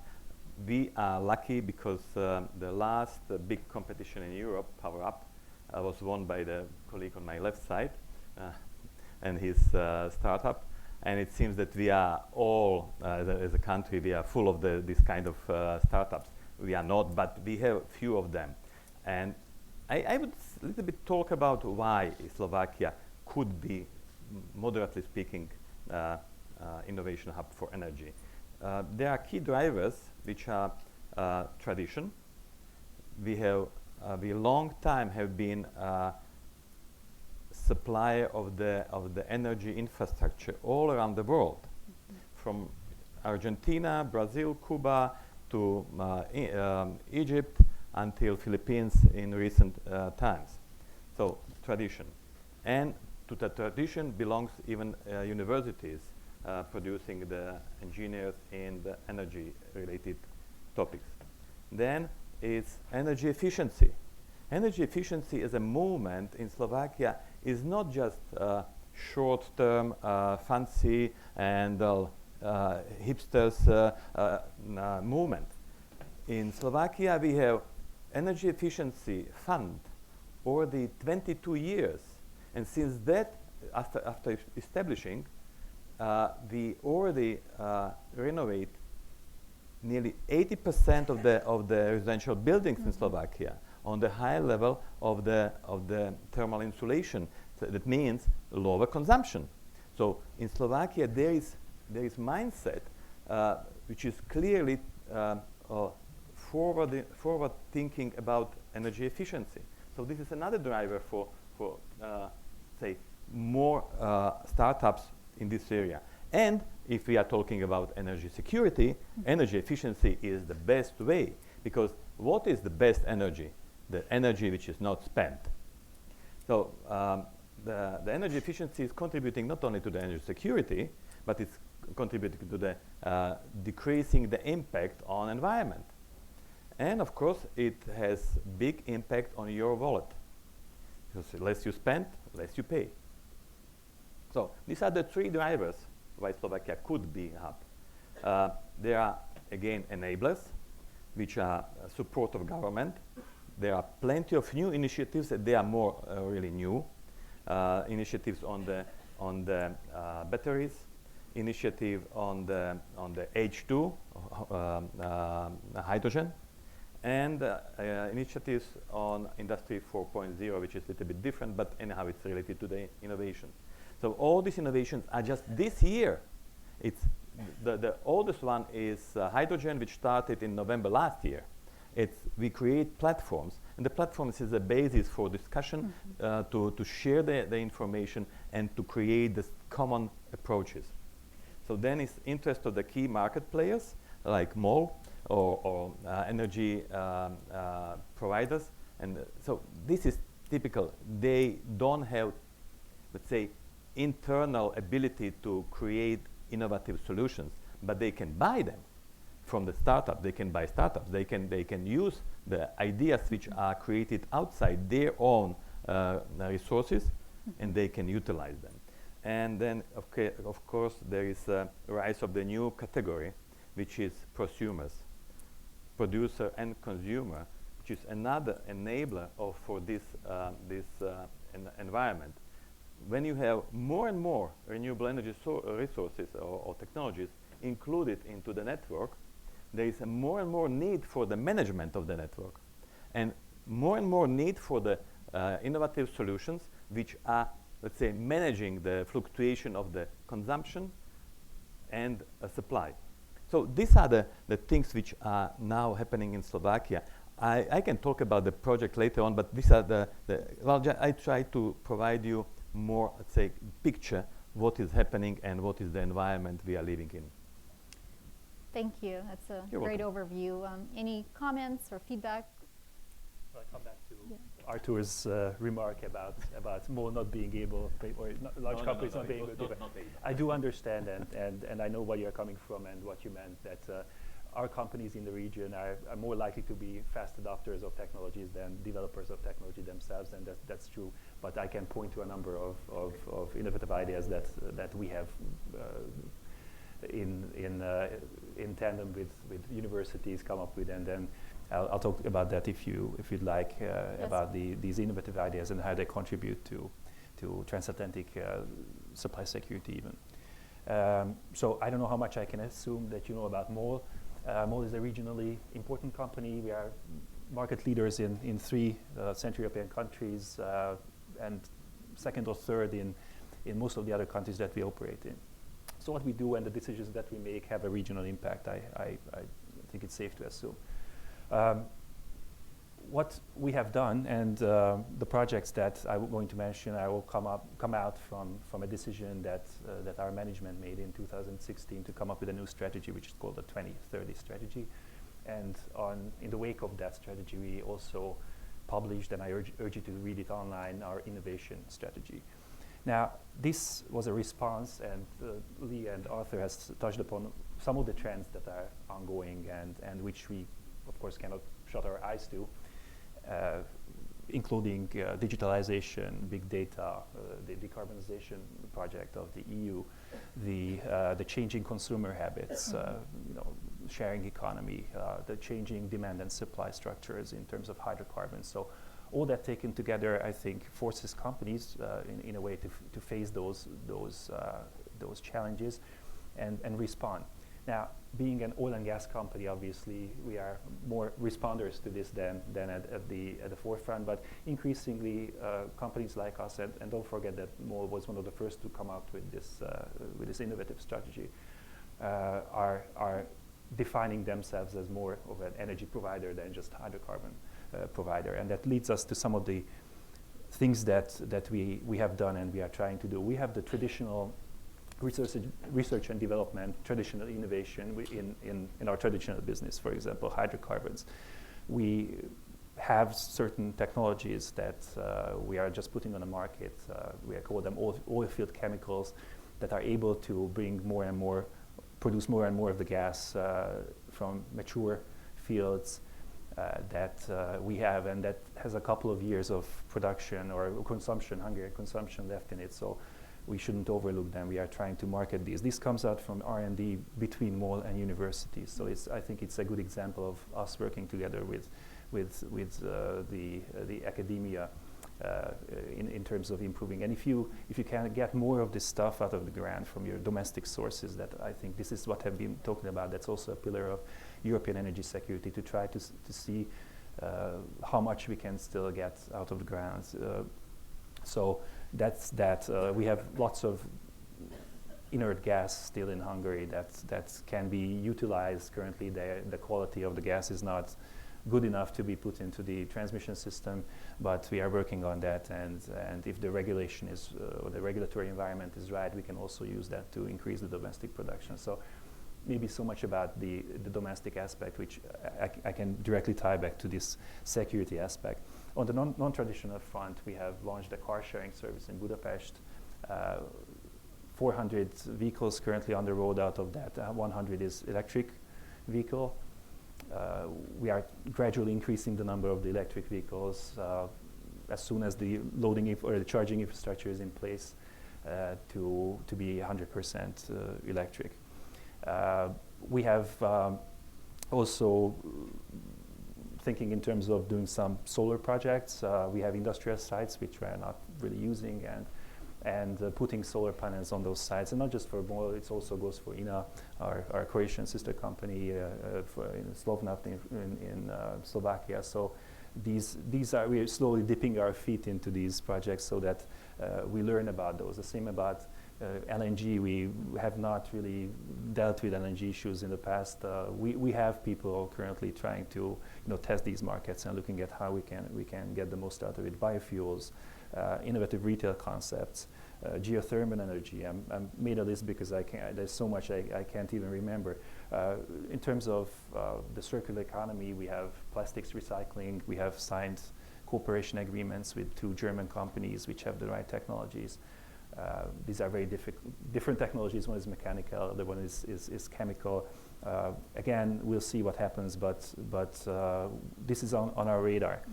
And most importantly, what the strategy does is that established within MOL Group, alongside our traditional businesses, which is upstream and downstream, a third pillar of our business, which is innovative business solutions and innovative business services. This has become a full-fledged business within MOL Group. And to show you how ambitious we are about this, according to the plans of the strategy, fully 30% of the profits should be coming from this segment by the end of our strategy by 2030. So maybe that's just in a nutshell. If you have any other questions, I'll be. No, that's a fantastic overview. Yeah. Do we have any responses to that or comments to that? Okay, Patrick, I'm going to ask you next. Congratulations on winning the 2019 Power Up Award with the graphene temperature sensor for battery technologies. As an expert on carbon-based nanomaterials, could you talk about the intersection of carbon capture, advanced carbon-based products in meeting climate goals while also opening markets for CO2 products? Thank you, Olga. Well, I'm not sure I'm an expert for all nanomaterials.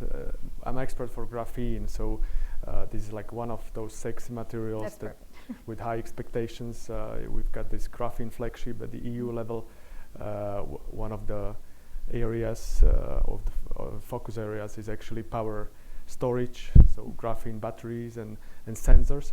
Danube Nanotech is actually focused on development of sensors, and we actually won the prize with the graphene-based temperature sensor for batteries. Very innovative, a new type of product. Basically, just to frame the answer, actually, what drives this ecosystem or the trends This is actually a regulation coming from the EU, particularly from in the power sector. With the winter package, the Energy for All package, we have strong emphasis on the batteries, not only in the power sector. So batteries will provide new business models for electricity, for storage, for flexibility, even cross-border flexibility trading.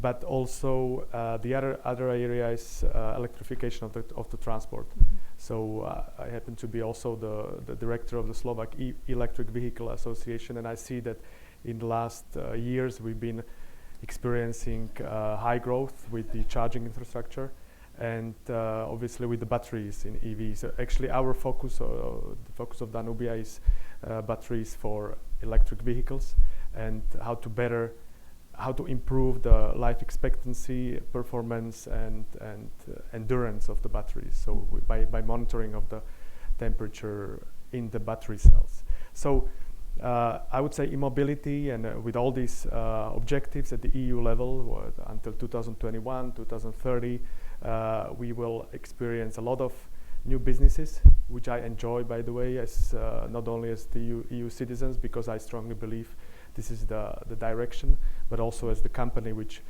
can utilize the environment. And I would also definitely emphasize the European Battery Alliance, which is somehow going to some final product, the first gigafactory in Sweden with the investment by Volkswagen, 1 billion euros and others. And we actually recently created Slovak Battery Alliance in Slovakia just to go into this ecosystem and somehow leverage on all the momentum in the EU. So these are my first comments. Fantastic. Any feedback? Any comments in response to that?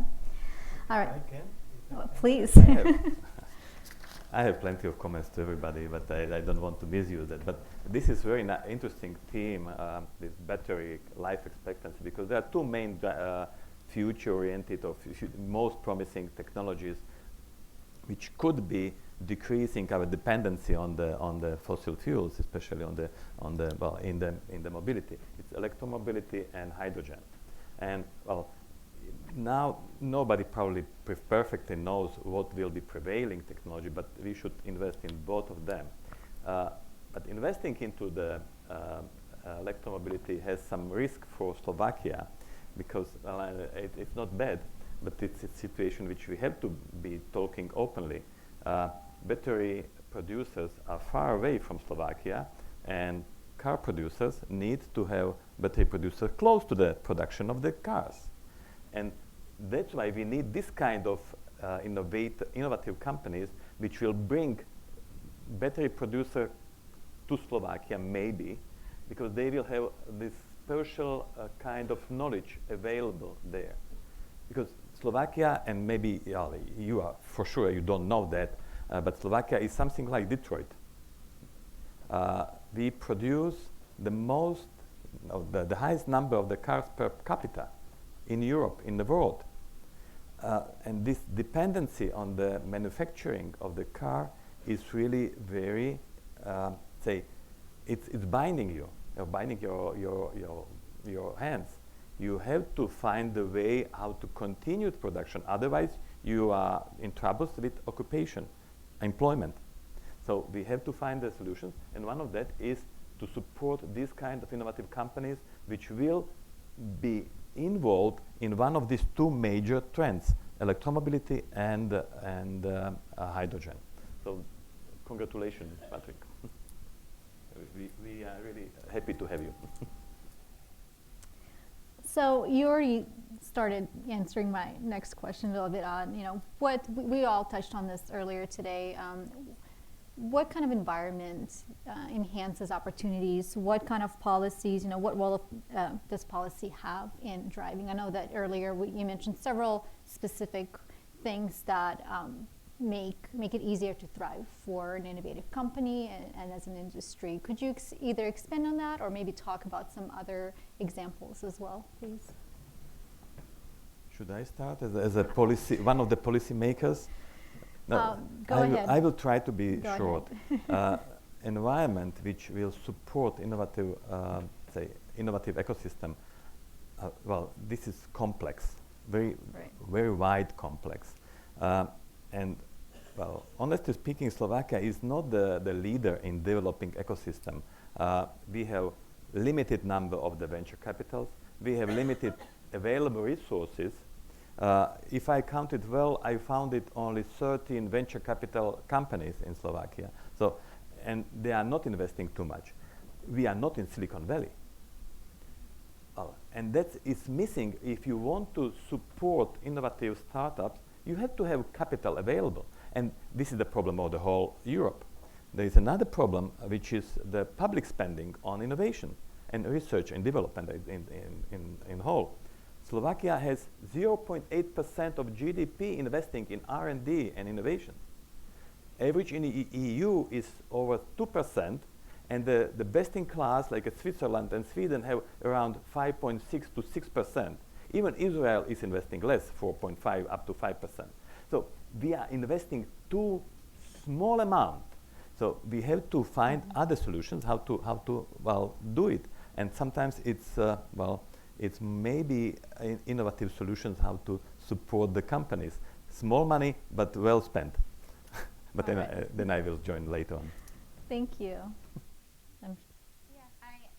I would tend to agree. I mean, working on trying to commercialize an advanced energy technology that's basically deployment ready is, I think the way the question is framed is really well, because you're saying, okay, what enabling environment do we need for innovation? Because what we've seen here in the US is often that innovation is equal research and development, but it's really, you know, creating a policy environment where you take the technology from the lab to the market to scale.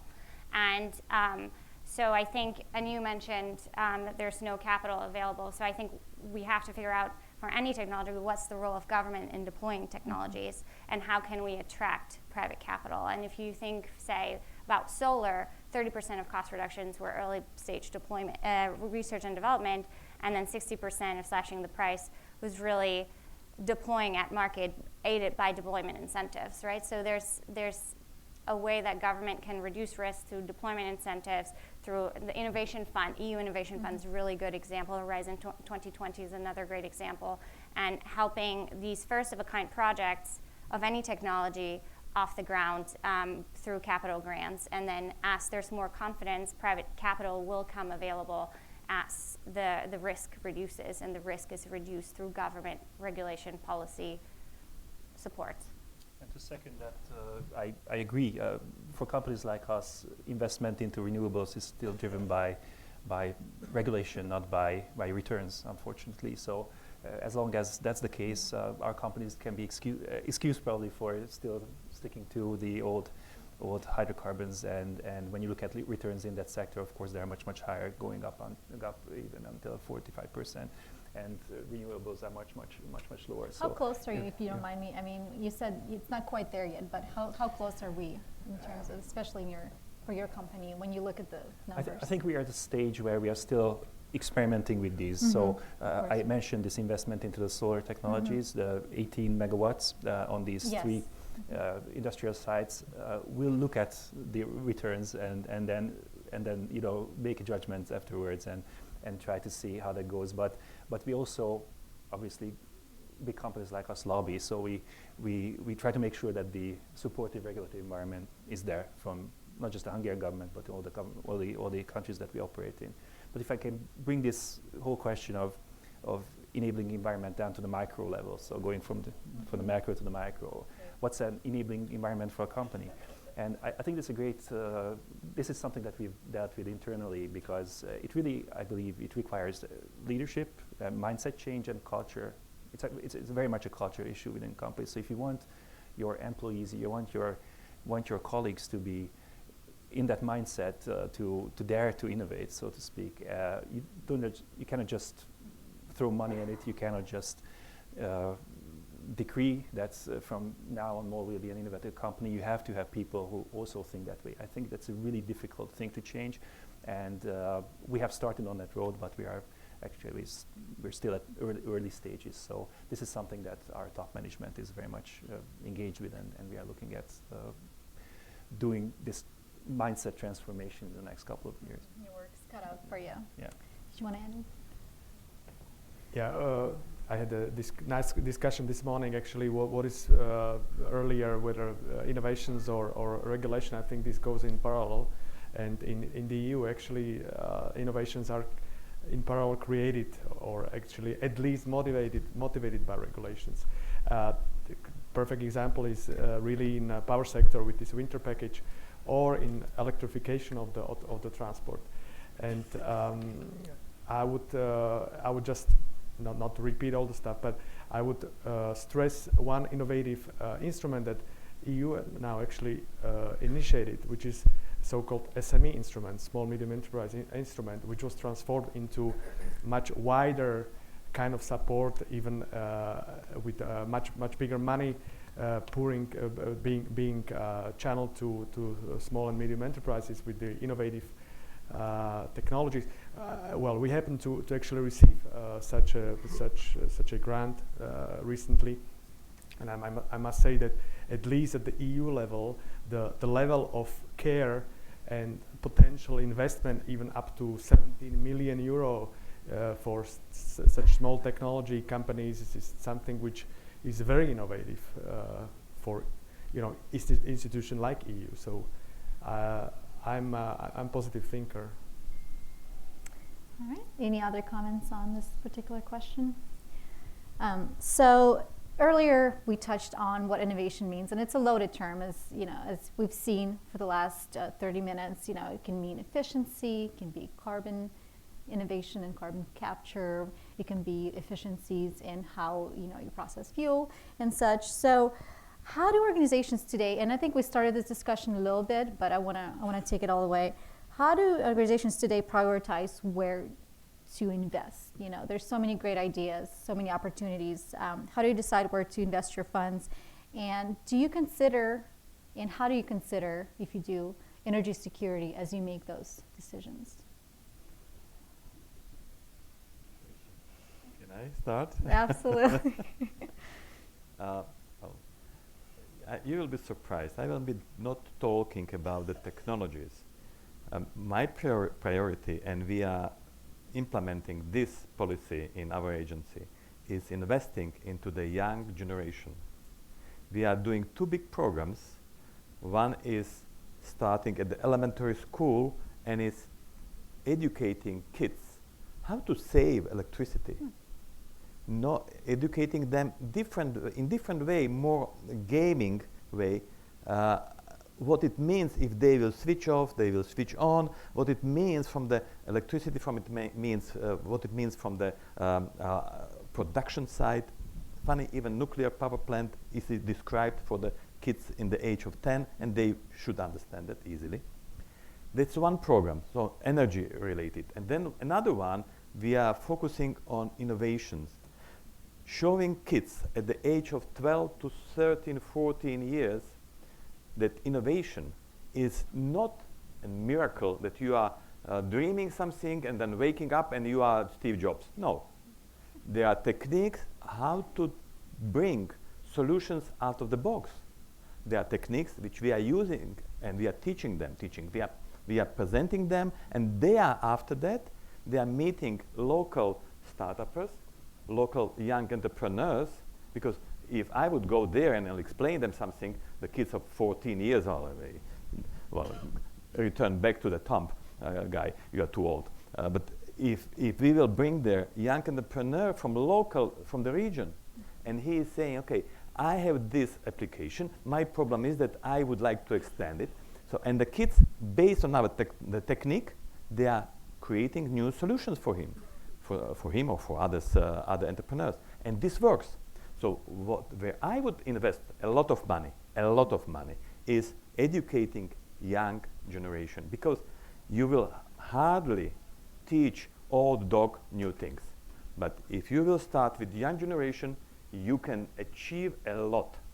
And that's my policy, that's my approach, and our agency is doing this.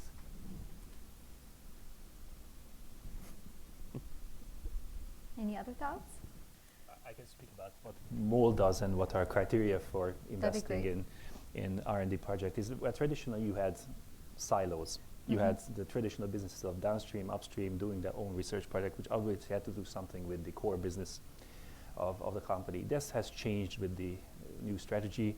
We have an open innovation hub, which basically means it's a fancy word for saying that we talk to outside stakeholders. We broke the silos among or between these businesses, and they are able to propose new projects which are not strictly or have some innovative ties to our core businesses.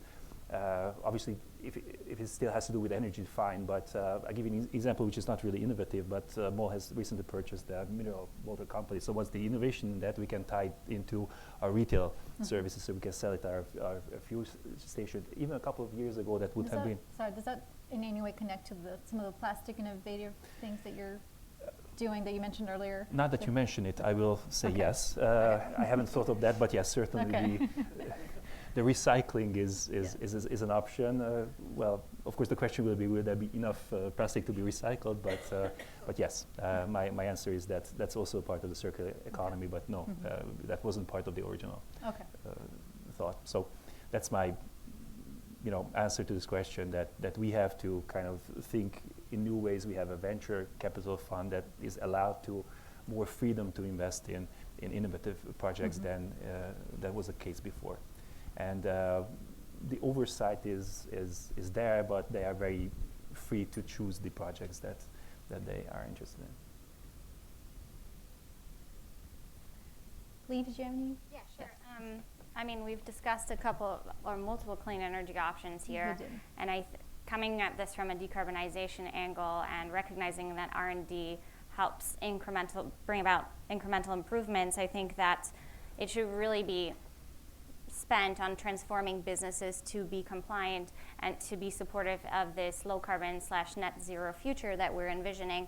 And from an energy security perspective, I think it would make sense to prioritize efficiency and cost reduction for clean energy technologies, new, existing. How can we improve those efficiencies? So we have to spend less amount of money on this decarbonization project. Very good. Well, I think we should move to the questions from the audience. Do we have our mics ready to go? Fantastic. Anything that you heard today that you'd like to learn? Oh, perfect. Can we get a mic up here? Thank you.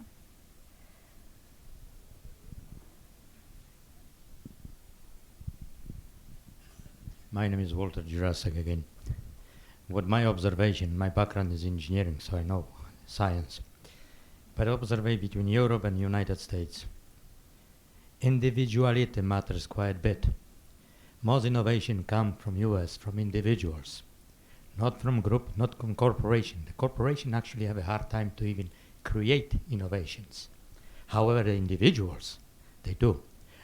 But in Europe, if you're individual and create something great, the government comes in and tax you. So what I have incentives, what the young generation has incentives to create anything when they basically they run their mindset and that's what they have to take example from United States if they want to get any progress in science. Not the government, not the corporate, individuals. Any responses to that?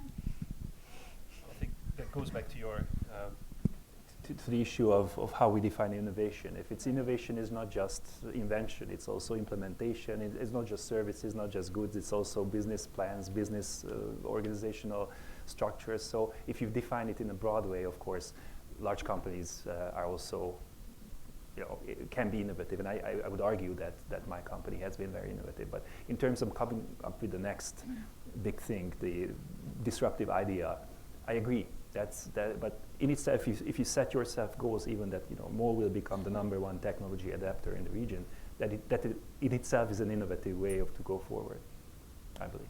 But your basic point, I agree. I mean, you have to have that kind of environment for individuals too. And if there's brain drain, if there's a large sucking sound from the other side of the Atlantic, then that leaves us in a worse position. But that's beyond. With some of the second part of your comment. Because so I never experienced situation that government came and touched the innovative company in wrong way. The problem is that government is not supporting them. That's a problem. Not that it's about touching them and blocking them. No, it's not supporting them sufficiently. And that's another story. And well, linked to the investment into R&D.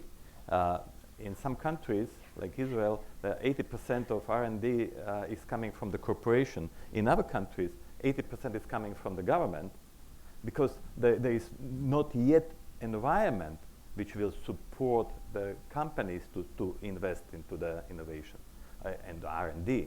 So, but it will take some time, and then the ratio will change, and we hope that will change. That's why we are investing into the young generation, and because more people will know that innovations, energy efficiency is not a miracle, it's just technique which you can use, the more innovative companies will be born. And then, step by step, in parallel, the government is preparing policies, we are preparing young generation, and one day it will come that Slovakia will be maybe something like Israel, hopefully. Ambassador Morningstar had a question. Can we get a mic? Thank you. Back to the government investment issue. Even in the United States, where the private sector is so strong, there have been huge steps have been taken as a result of government research and national laboratories and the like. So I guess the question that I have is, in your countries, how much cooperation should there be between the government and private sector with respect to innovation? Should cooperation be with individual member states or with Brussels and the Research and Development Directorate or whatever they have there? And how much can there be US-EU cooperation or US member state cooperation? In that context, I'll go a little further, what are the big bets that can be made? You made a comment on carbon, you talked about carbon capture, and there are certainly issues there. Nuclear, we talked about nuclear earlier, and not very popular in Europe. On the other hand, it's, for a lot of people, it's hard to believe that carbon emissions can be stopped without a real investment in nuclear, in particular in new nuclear technologies like small modular reactors and so forth. Is this something that we should be cooperating on? Is this something we should be doubling down on? Is there any appetite in Europe for this kind of research, which I think would be, frankly, would be really critical? I have one example, I have more examples. International Energy Agency has its implementing agreements. Now it's called Technology Cooperation Programs. And this is the precisely area where it's not EU program, it's not US program, but it's international, worldwide programs where experts from particular areas are working together based on the knowledge, based on the expertise. And this is the way how I see the future cooperation, the practical and specialized groups of experts working together. And IEA is a bright example of the good model how things can be moved forward. And they are working on hydrogen, they are working on carbon capture and storage, they are working on energy efficiency, solar thermal, and all these things. But this is one of the options how to do that, the idea of US and Europe cooperation. And by the way, I know your NREL in Boulder in Denver, National Renewable Energy Laboratory. It's amazing infrastructure, an amazing structure. I admire what they are doing and how they are doing that. And this is the way how the things should be done. Properly, well taught, and investing by government into this. But then we have to find the counterparts in Europe that will be able to deal or to discuss with them particular topics. Please go ahead. Ladies first. Lady first. So there are a couple of parts to this question, right? So within the EU, from a carbon capture perspective, we're seeing clear leaders in Norway. Is not an EU member state, but still part of Europe. So with Norway and the UK and possibly Netherlands, but also a lot of discussions in Brussels. So there's certainly kind of this opportunity to cooperate within the EU. But as I mentioned earlier, this is a deployment-ready technology where we're looking to find the right business model. And I think that the US actually offers a lot of lessons because 10 out of 18 large-scale CCS facilities are in the US, and the US has probably done more than any other government in the world to commercialize this technology. And so, for example, just a couple of weeks ago at the Madrid Forum, it was a report was basically presented demonstrating that, okay, there's an incentive mechanism in the US in forms of tax credit, which is very normal here. Maybe the EU wants to replicate that system if it's working for the deployment of these technologies. So I think in an effort to really focus on innovative business models, I think there's a lot of lessons that both sides of the Atlantic can learn from each other, to answer your questions. Coming back to your first questions on innovation, I think it will be always at the national level where innovations will be supported by the government. That's very natural. At least, promoting of networking between academics and small enterprises, and somehow integrating the big guys, the corporations. So that's no problem with me. The EU has actually Horizon 2020, which is, I think, a very effective instrument to support cross-border R&D cooperation. I'm not sure how much money, but this is like tens of billions euro in the budget, and promoting all kinds of topics from energy to whatever social R&D, so this is okay with me as well.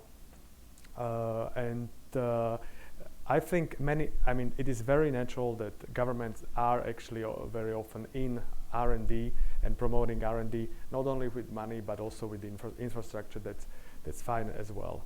The comment on the atomic energy, the nuclear, I think it will be difficult. We can expect hard times for this kind of energy. Just the example, Euroelectric had an annual meeting in Florence in May, and there wasn't one single word on the nuclear in the discussion.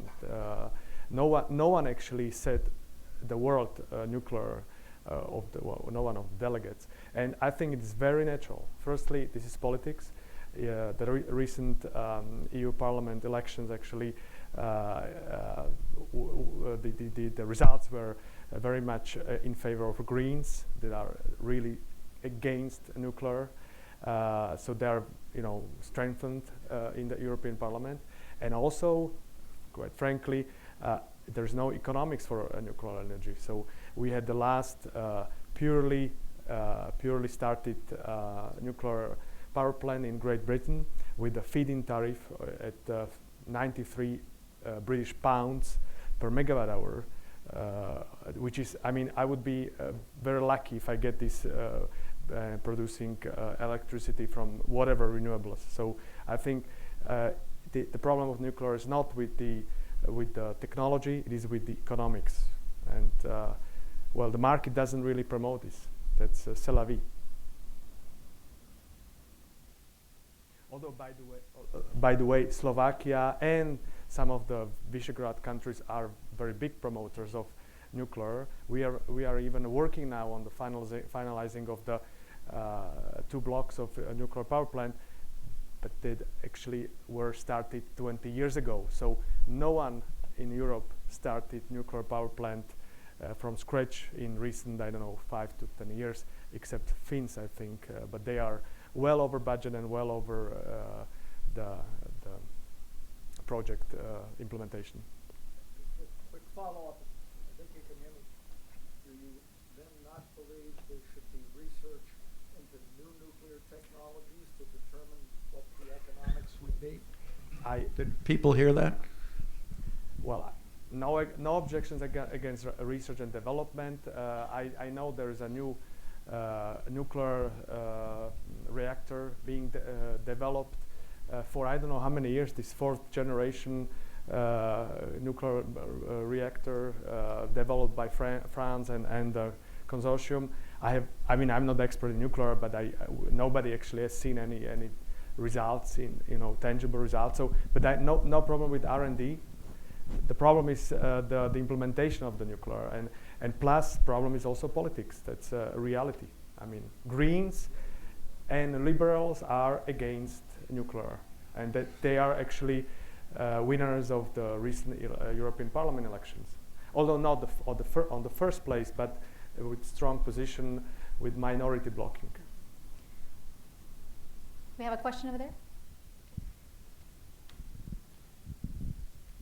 Rich Koslerich from George Mason University. Haven't really said anything about China. How much are they going to play a role in cooperation in some of these technological innovation areas where the media at least portrays them as having leadership role now? Anyone want to take that?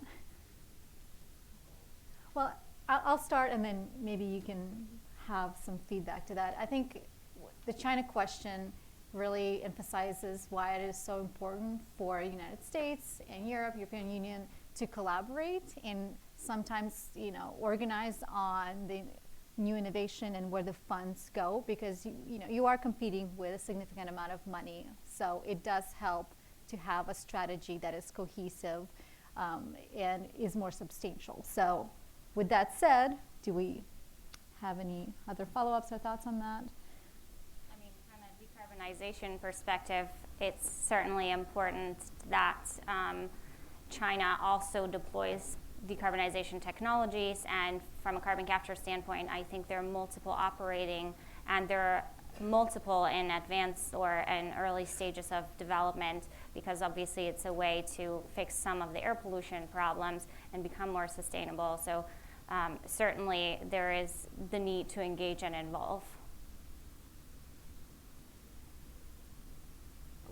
I'm not expert on this area. We have some cooperation with South Korea, and I know that they are moving towards the hydrogen, while China is moving towards batteries, electromobility. So whether to join South Korea or China, I would opt for the South Korea. Well, China did also earlier this year announce an initiative to deploy hydrogen vehicles, similar, using that blueprint of EVs, which basically catapulted it to the top of the global EV game. So I think there are multiple efforts, and this could actually be possibly fantastic in terms of deployment and optimizing the technology. I have another question. Bob Eichert from the Atlantic Council. You've mentioned the importance of energy efficiency, and clearly that is an exciting area for innovation as well, as we've seen with LEDs, et cetera. One of these innovation areas that I'd be interested in your thoughts on in terms of the European context is what we're calling grid interactive efficient buildings, which is the U.S. Department of Energy is giving high priority to, that allows for flexible use of buildings as a resource. Now, in your directives, you've done a lot on standards, but here you're talking about new AI applications for building management that allows two-way communications and better matching between renewable energy development and building loads, especially given the large role that heating and cooling is having in buildings in Europe as well as in the U.S. Any thoughts on that in terms of the research that you see and the applications and the incentives that are going to be necessary for building owners to adopt those technologies? Maybe I can a little bit respond to that. In Slovakia, there is a huge movement in the area of the startups and small companies which are developing solutions which are managing demand and supply. Within the smart city umbrella, and there are plenty of the suppliers of these small things and even bigger ones, software solutions which will really be able to manage supply and demand.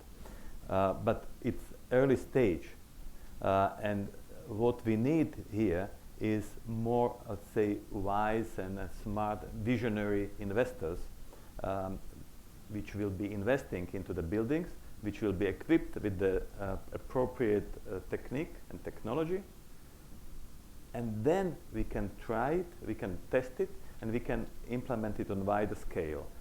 For sure, these are the things which are supported by the national programs, research and innovation. These things are precisely defined, and there are, of course, companies which are applying for the support, and they are getting if they follow all the rules. But we are working on that. Yeah, that is for sure. I think this is the area where the borders does not exist, because renewables are fluctuating in its production. On the side of supply, we are fluctuating in the, let's say, we are totally different on the production side and on the consumption side, and how to manage it with the batteries, storages of energy. It's a huge area for innovation and cooperation between, well, anybody. Another question. Hi, so my name is Raj Lakiani from Athena Power. Just going back to China really quick, I actually got back from China yesterday from Shanghai and doing some amazing things out there for an energy summit.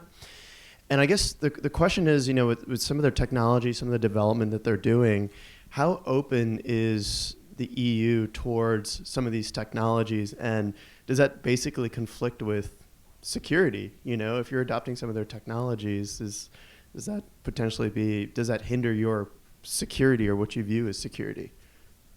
If you understand what I'm saying. So the intersection of security, technology transfer, cybersecurity, thoughts on that, risks versus benefits, opportunities. Yeah. How open are your markets basically to Chinese technologies, and would that pose a threat? Kind of like, you know, Huawei and what the U.S. is doing with Huawei technologies.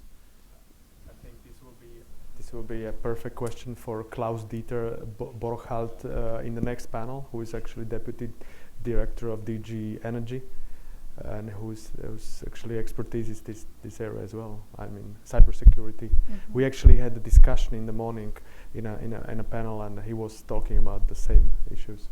Mm-hmm. So the next panel.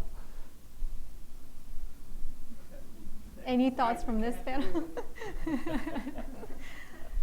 Any thoughts on that question? Okay, we have time just for one last question. Zach is showing me 1 minute, so it's going to be a great question and with a quick answer. So, or not. Okay, well that's even better. We'll finish 30 seconds early. So, once again, thank you all so much. I encourage you to enjoy the coffee break outside, and please to stay for our final panel. As you heard, Klaus-Dieter Borchardt will be at the panel, so you do not want to miss that. And we will have final. We will finish off with a reception with Slovak wine. So I encourage you to stay for that. Give it up for our panelists. Thank you.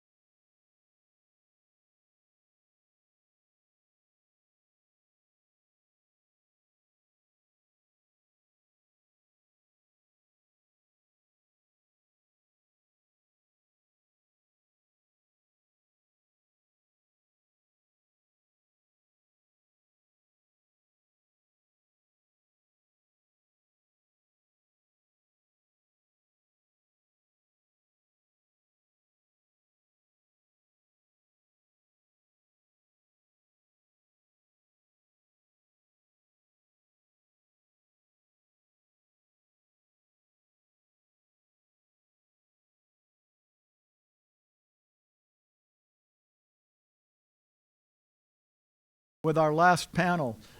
We're actually doing pretty well as far as people staying for the third panel. Not quite as many as in the first, but you know, there weren't that many that had doctor's letters, so we're doing pretty well. But I'm glad that you all have stayed, because I think one of the highlights of today's program is hearing from Klaus-Dieter Borchardt, who I've said, Klaus-Dieter, there you are. I said at the beginning of the program today that everybody had to stay for the third panel because you knew more than anybody on the planet about Central and Eastern Europe. So I don't want to put any pressure on you by having said that, but now you all have Dr. Borchardt's, Klaus-Dieter's biography. I don't need to really go into that, except he has spent many, many years with the Commission in many different positions, and now the Deputy Director General at Energy. And really, and I totally mean it when I said he really does have the reputation as being the guru of this region. So what we're going to do is he will speak for, I don't know, however long he would like, as long as it's under 10 minutes.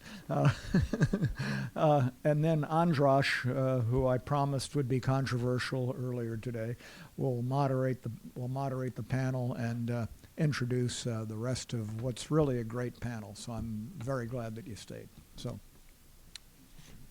I got to get off somehow. I'll let you.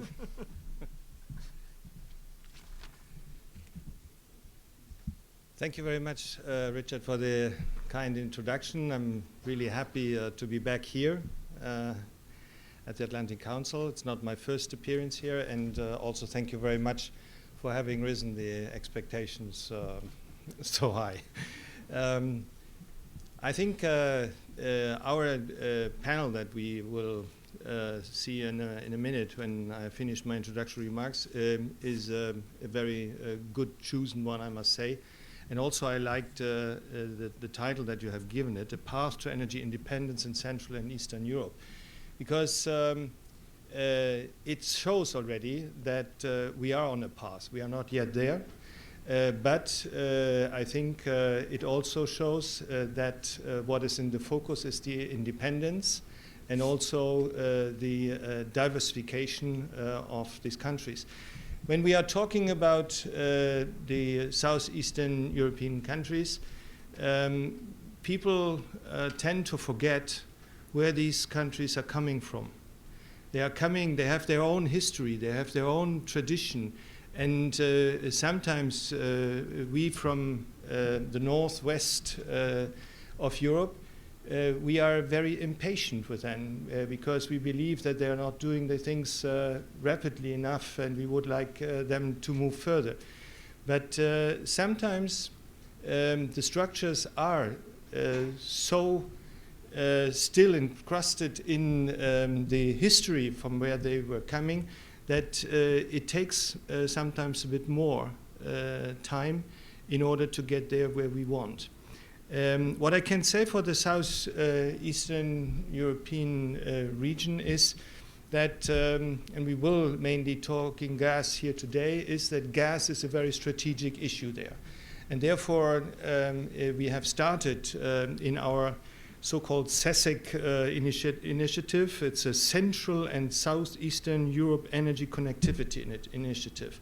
So let's talk about CESEC. Now you know what it is, but you can forget it. This was an initiative that was started in 2015. And at that moment, we thought, how can we best assist those countries in order to get out of this foreclosed situation in which they found themselves, and they could not find a way out on their own. And that was then the moment where we said, let's concentrate first of what comes first for them, and that was mainly in the gas sector. And here we have identified priority projects that we wanted to implement with them, and priority regulatory actions. And I will come back to that in a minute. to say where are we just now on the path to fulfill these objectives. But I want to tell you also that in the meantime, because the development of the gas sector has taken on speed, that we have enlarged the scope for this CESEC initiative.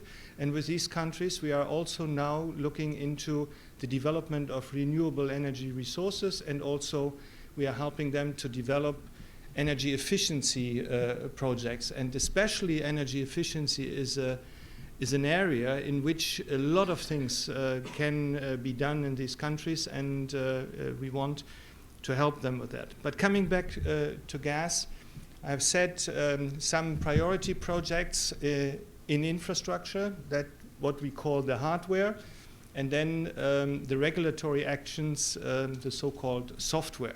Both has to go hand in hand. It does not make sense to build the infrastructure but not having the trading rules, the market rules in place, and vice versa. It doesn't make sense to have the market rules, the trading rules, but not the infrastructure. So that makes it also a bit more complicated. But I can say that in the terms of infrastructure, we made pretty good progress, I must say. We are not yet there, but the progress is tangible. I just mentioned for me the most important ones. It's the LNG terminal in Kirk in Croatia. It was a very, very difficult birth that we had to give to this terminal, but it is done now and it will be operational in 2021. We have the central pipeline coming from the Black Sea, Romania, through Romania, Hungary, and then we will see, most probably Slovakia, and then Austria, the so-called Brewer Phase 1. This is now under construction, unfortunately, with some delays that we have not expected, and that's very lamentable. We have also the Southern Gas Corridor. Here again, we had to overcome some major problems having to do with the social acceptance of these kind of projects in Greece and in Italy, where this Trans-Adrian pipeline TAP is landing. But this has been resolved, and now this pipeline will be operational by the end of next year. The first part that comes from Azerbaijan to Turkey, TANAP, is already operational, so we will see the Southern Gas Corridor with 10 BCM in end of next year. We have also the Trans-Balkan reverse flow. This was also something where we obtained something also from the Russian company Gazprom, because we made a kind of deal with them in the context of their commitments also in the antitrust case that the Commission has undertaken against Gazprom. And we have, on the first part of the Trans-Balkan, we have managed to introduce a reverse flow of 2.3 BCM, which is always booked, so the demand is there. And a very important piece of diversification, because there you can bring the LNG from Revetusa, Greece, into the region. We have, furthermore, the opening of the Bulgarian gas market, and around that also the regional integration. That includes also non-EU member states, especially the Western Balkan states. And here in the center of the infrastructure part, I will come to the regulatory part in a minute. Infrastructure part, we have managed very important interconnections that are absolutely essential from the infrastructure point of view for the market opening in Bulgaria, but not only in Bulgaria, also in the whole region. This is the interconnector between Bulgaria and Greece. also very, very difficult, but it is on track. Don't believe, because I still hear that people are talking and saying, no, it is again locked in, they are not advancing. It is not true. We had late problems, pressure problems between Greece and Bulgaria, but we have resolved all these problems, and this interconnector is being built. We have another interconnector between Bulgaria and Serbia. There again, and this is latest news that I am bringing from Sofia, where I was last Friday, that now all the internal problems in Bulgaria are solved, and this interconnector can now be implemented. And we have an interconnector between Bulgaria and Romania that is already operational, but not at full scale, because we still also have a pressure problem that needs to be solved on the Romanian side with a compressor station that is under construction.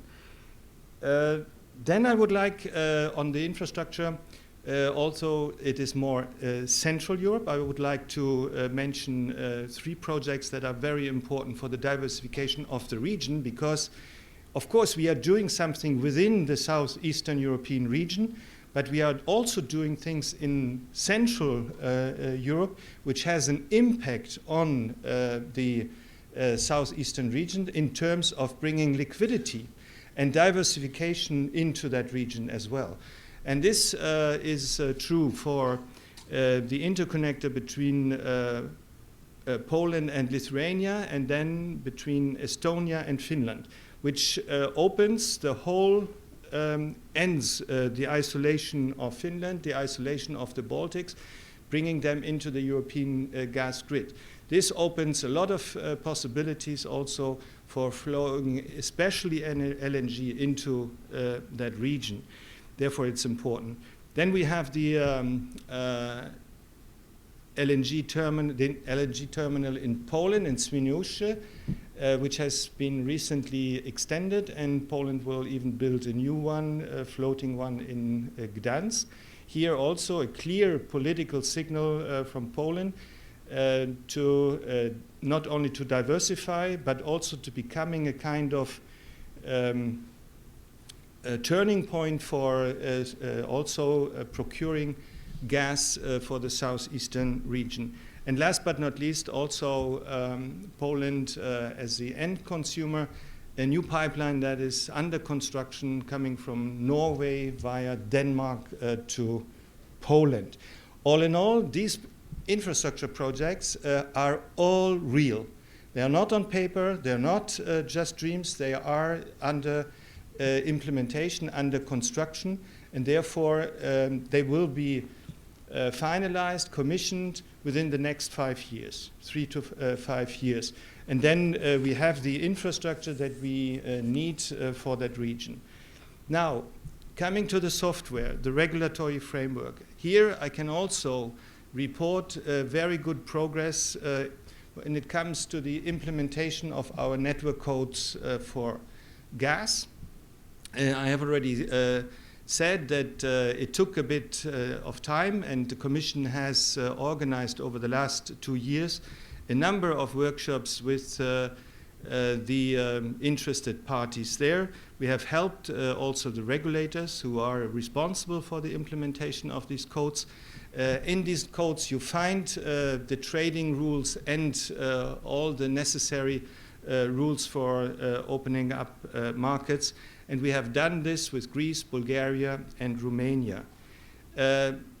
What we still not see in full, and those who are doing business there know what I'm talking about, is that the compliance with these rules in the respective member states is not always there.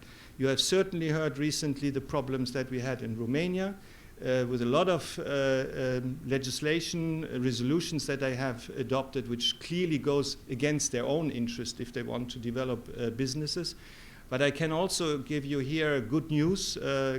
Only last week I learned that they are now back tracking, and they are doing the right things, so that now investments in Romania are safe. And the last thing that I want to mention is Bulgaria. Also, latest news, good news from last Friday. I was invited there because in the Committee for Energy in the Bulgarian Parliament, they have voted amendments to the energy bill, and these amendments are all necessary, but not sufficient, but necessary for creating what the Bulgarians call the Balkan Gas Hub. It's a trading platform, an exchange, a gas exchange that is not only there to provide the necessary gas supply for Bulgaria, but for the whole regions, especially also in the Western Balkan. And the only thing that I want to mention out of these amendments, because it is for me the most important one, is that this bill also foresees now that the Bulgarian regulator will come forward with a gas release program. A gas release program that will be also applied to the company Gazprom that holds 100% share in Bulgaria and in other countries in the region. And with this gas release program, we will force Gazprom and others that a certain quantity will be sold over this exchange, which will and is the best way to open up markets. So I'm very happy that after 4 years of work there, that at least the first hurdle, it was large majority in this energy committee, that we are now getting most probably still in September in a second reading the framework for opening up the Bulgarian market, and I hope that that is only the beginning, so that we can then say over the next years that in the southeastern European regions we can have the real hope that also those countries are doing business based on market rules, on functioning infrastructure, and on and in a level playing field. Thank you very much.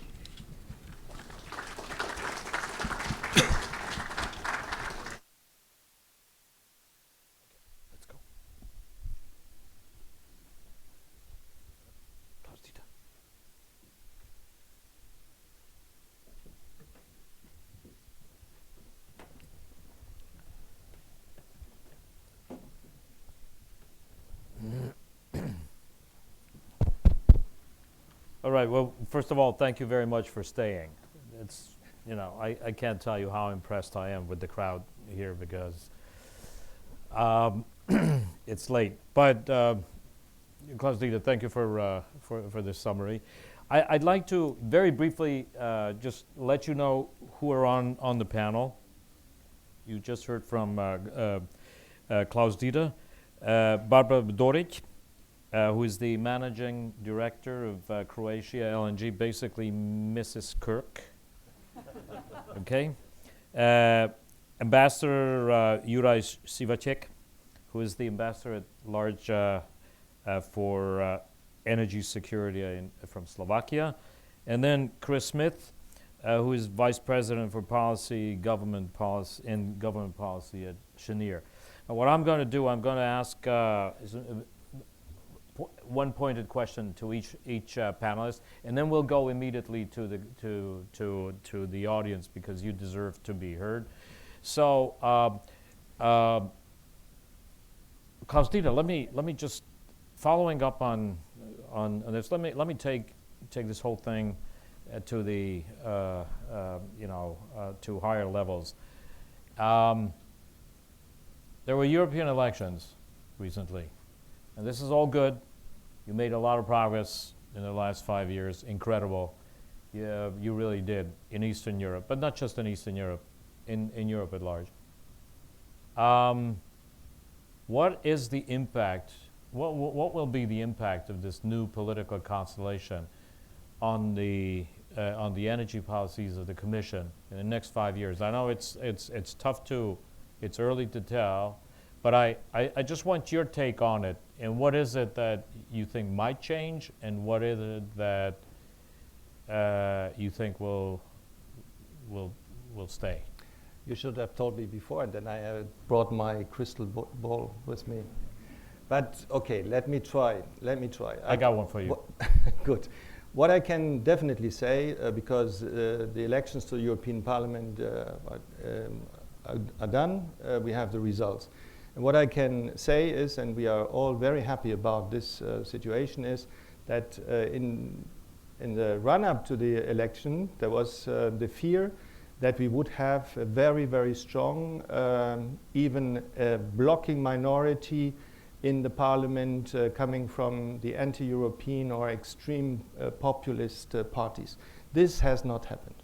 This has not happened. We still have a very solid block of parties or political groups in the European Parliament which are all behind our European integration and our European values.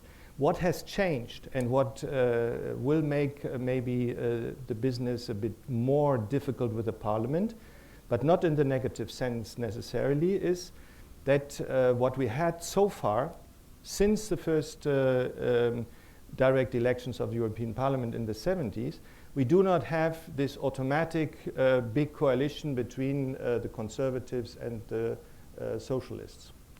This is gone. These political groups do not have the majority in the parliament anymore. You have a new formation, Renew Europe, they have given them the name. There you have La République en Marche, so it's the Macron party. You have the Liberals there and others. You have the Greens, which have won a lot. So in that sense, it will be more difficult, but as I said, in the positive sense, now the Commission, but also the Council, they have to negotiate with the bloc in the middle and not only with two political parties. But for me, that can be nice. And to have a bit more greenish in it, a bit more liberal in it, why not?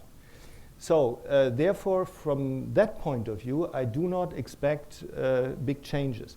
And when we come to the issues that we are discussing here, I think that the line that the previous parliament has pursued with regard to the development in the southeastern Europe, they were very supportive to what we were doing as a commission. That will continue. So it's a bit more difficult when we look at the commission itself, because we do not know yet, and I do not know, definitely not, who is becoming the new Commission President. Only then we will see who will be the new commissioners and who then will become the Commissioner for Energy and Climate, question mark. Will it be both together? All this is not known. But what I can tell you is that the choice of the Commissioner for Energy and Climate maybe will be very decisive, because the whole discussion that we already had in Europe around gas might take a completely different turn if we get somebody as a commissioner who would not necessarily be online with promoting gas, even renewable gases. And this is something we just have to wait, how the new commission will position itself. For the DG Energy, we have a clear view on this. We want a dual system. We want that gas is there to stay in a decarbonized form, but it should stay. Development also of renewable gases, green gases, be it hydrogen, biomethane, etc., etc. So this is something where changes could come. Also in the parliament, it's not yet clear how the parliament will position itself to the fossil fuel at large, but with respect to gas in particular. This is something we have to wait, and I really hope that we get reasonable people that can read analysis, and then they will see that we cannot electrify 100% our economy. We need more than that, and that more is low carbon gas leg in our energy system. Excellent. Before I go on to Barbara, I just want to say that we have a message here to you. Basically, a strong message that you, Dominik Ristori, Kanieta, Šefčovič, you have really made a difference in the transatlantic relationship. In a very difficult time, your stubbornness to keep building a relationship has made a difference. And I just want you to know that I want everyone in this room to know that we owe you a great deal of gratitude, and this is really important. So thank you very much. Thank you. And thank you for these comments. I hope someone from the audience will ask a really tough question on what's happening next in the Commission. Barbara, I want you to put the Kirk terminal in a more geostrategic perspective. I think it's huge. I'm really pleased that Hungary and Croatia finally is coming to an agreement on how to fix their misunderstandings. Let's call it misunderstandings. But I also want you to put Kirk more in the perspective, not just Southeastern Europe, Central Europe, but Europe in general. And I want you to add the American element. I really want you to talk about why Croatia and why you think that this is really an important development in the transatlantic LNG relationship as well. So please. Well, basically, we were talking a lot about this project also on previous panels as we had a chance to hear different opinions. But what I would like to point out, basically, when we are talking about LNG terminal on the island of Kirk, it's a project for which we know, at least in Croatia, for already 30 years. And it was only saying and talking, and now I can say that we are finally in the construction and we are actually building it, and it will finally be finalized by the end of next year. So it's not a ghost as it used to be. But in order to develop this kind of infrastructural project, besides the political will, which this project obviously has, because the government of the Republic of Croatia was very decisive in order to do it now and to execute it. Since we were talking earlier, its infrastructural project is geopolitical, it's strategic. And what Dr. Borchard previously said, without the CESEC initiative and similar initiative which were developed from the European Commission side in order to make, let's say, integral energy security policy and strategy on behalf of European Union, and besides the subsidizing some part of financing structures related to this project, as it is the case of the Krk LNG terminal, we would never be in this situation. And this, besides the political decisiveness of the Croatian government, European Union decisiveness in order to make the integral energy policy when it comes to the energy security and independence, especially when it comes to the gas sector of the whole European Union in general, and the part of the US policy related to the European Union, we would never be today here with the development of the project, because when I go back, it's a project, at least I am aware, I am 36 years but old, but I am in the energy field in the Republic of Croatia for almost 12 years, and I was hearing about this project for 12 years. So what I think that for my country and my government, it is very important that we are now in this situation because of the relations, of the, let's say, relations we have within the European Union, the relations we have with the United States, and the whole collaboration not only related to the energy sector but the other sector in general. This is why this project is very important and has this geostrategic importance for all of us. Also, what I would like to point out that every country, as the Republic of Croatia, is thinking carefully about the energy strategy and energy policy, because nowadays this is part of the national security. And this is another factor why this project is very important for us. When, for example, when there was a lot of discussion about the Russian gas, about the production in the European Union. When we look at the Republic of Croatia, we are a relatively small country with relatively small demand. Nowadays, we are locally producing approximately 40% of our gas demand. 2 years ago, we were producing 70%. So this production is rapidly decreasing. And we need to have alternatives, not only in order to supply the market, but also to increase the competition not only in the Republic of Croatia, but in the neighboring countries such as Hungary, in order to, in a way, make the competition and to influence the prices on the market. Because if you have only one source and supply from one source, then you cannot dictate anything and you are not able to negotiate anything. So this is why the LNG terminal is very important. What it would be better? It would be better if at one point we would also come to one agreement with our neighbors, Hungarians, in order to jointly construct bigger demand and the market for the supply to the terminal. But at this point, it is very important that we made a final investment decision and that we are now in the stage of constructing it, and that by the end of the next year it will be constructed. Very good.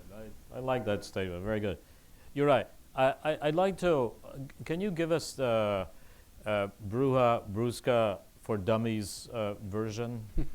And an update of where we are and its real implications? It's a very complicated matter. That's a good start. I would like to really to cut it short and make it very easy for you. As Bob said, Brua or Brusca is a project of getting gas from Romania's Black Sea offshore resources to Central Europe.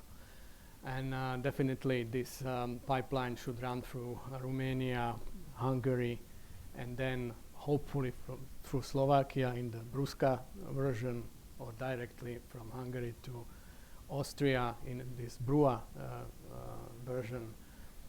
I would like to say for my country is sitting on the, a landlocked country, is sitting on the gas flow at the moment. It's sitting on the gas flows from east to west, from west to east, and hopefully it will be sitting on the gas flows in some way, from south to north and north to south. The question of Brua and Brusca is connected with the usage of so-called Slovak-Hungarian interconnector, which has been built. It's a gas bi-directional. 70 kilometers, 90? 70 kilometers, yeah, something like that. Approximately, which hasn't been used so far and has been built with the help of European money. And the case of Brua, Brusca, and hopefully Brusca would be the case if Slovakia will or will not be bypassed from the gas from the south. And that means this is gas from Romania. This is possibly gas from Croatia, from Krk, from southern gas corridor, etc., etc. So for us, it's a hard manner. I think that our transmission operator will be fighting hard and will be fighting economically. He will be fighting in providing the current existing infrastructure that is basically over there. You don't need to build a new one. You can just upgrade the existing one. And they can also, we can provide, or the TSO can provide probably good prices for that reason. By saying that, this is not all. And we all understand there is an elephant in the room.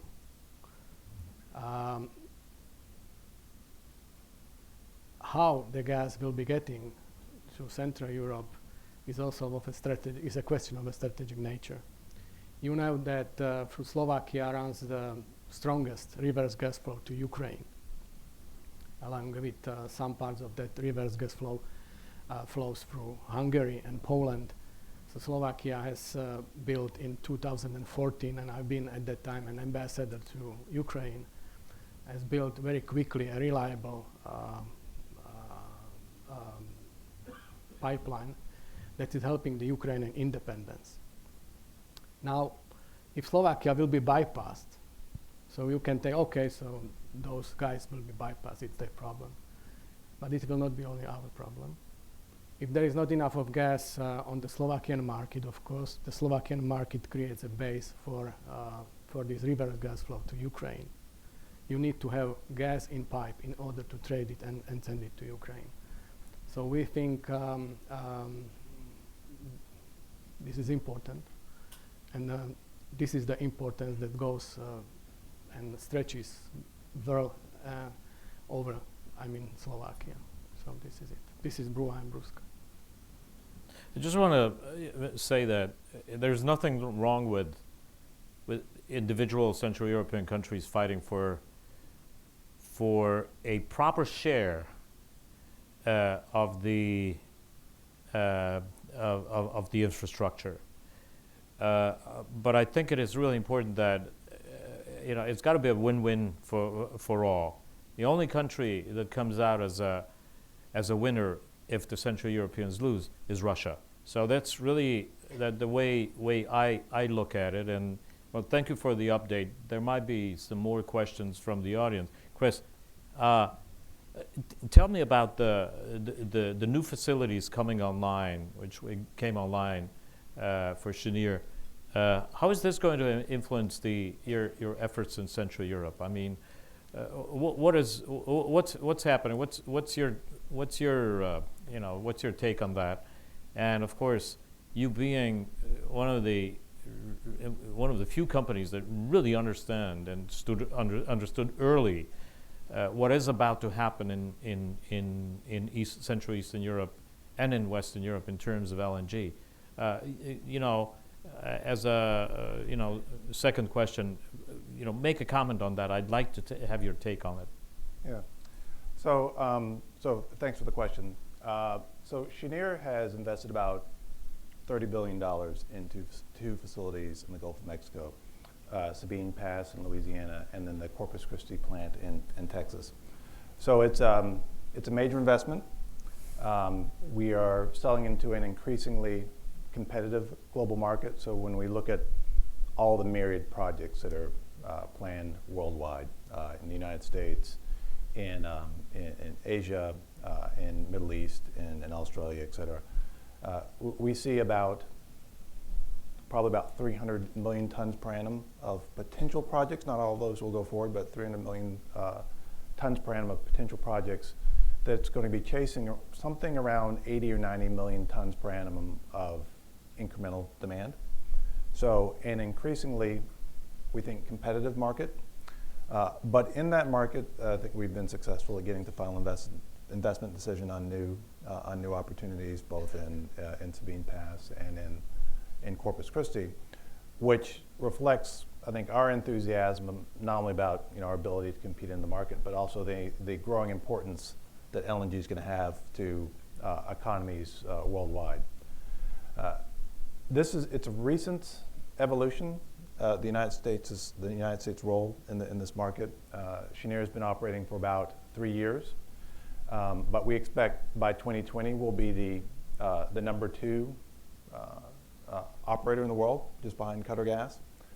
So that's going from zero to having a U.S. LNG having a relatively important footprint. There are some real benefits of U.S. LNG, and there's some challenges, some of which have been kind of mentioned in some of the previous comments here in terms of market structure and moving gas across borders within Europe. But we do believe that LNG out of the United States is going to create some particular benefits for Europe and for Eastern Europe in particular. The ability to diversify away from oil-based pricing to take advantage of what we think is going to be relatively low pricing and low volatility that comes from Henry Hub pricing in the United States. That's something that's unique, that's a unique factor of gas coming from the United States. And the second factor is just simply having the option to procure volumes from a source, from a different source, is going to be important for energy security throughout the continent. So we've been successful at signing long-term sales and purchase agreements in Europe. We've signed a 24-year deal with PG and IG in Poland recently.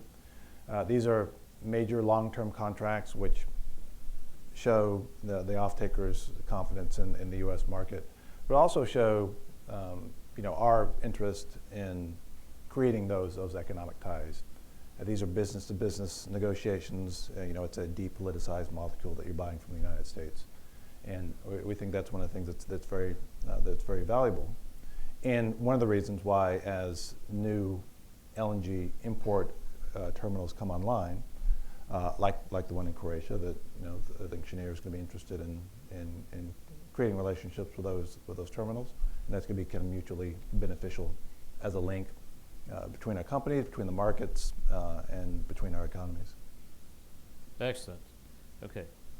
I want to make sure that I'm sure there are guests from Russia in the crowd. So now I want to go and move over to discussing Nord Stream 2. No. I want to give. It'll come up. Okay.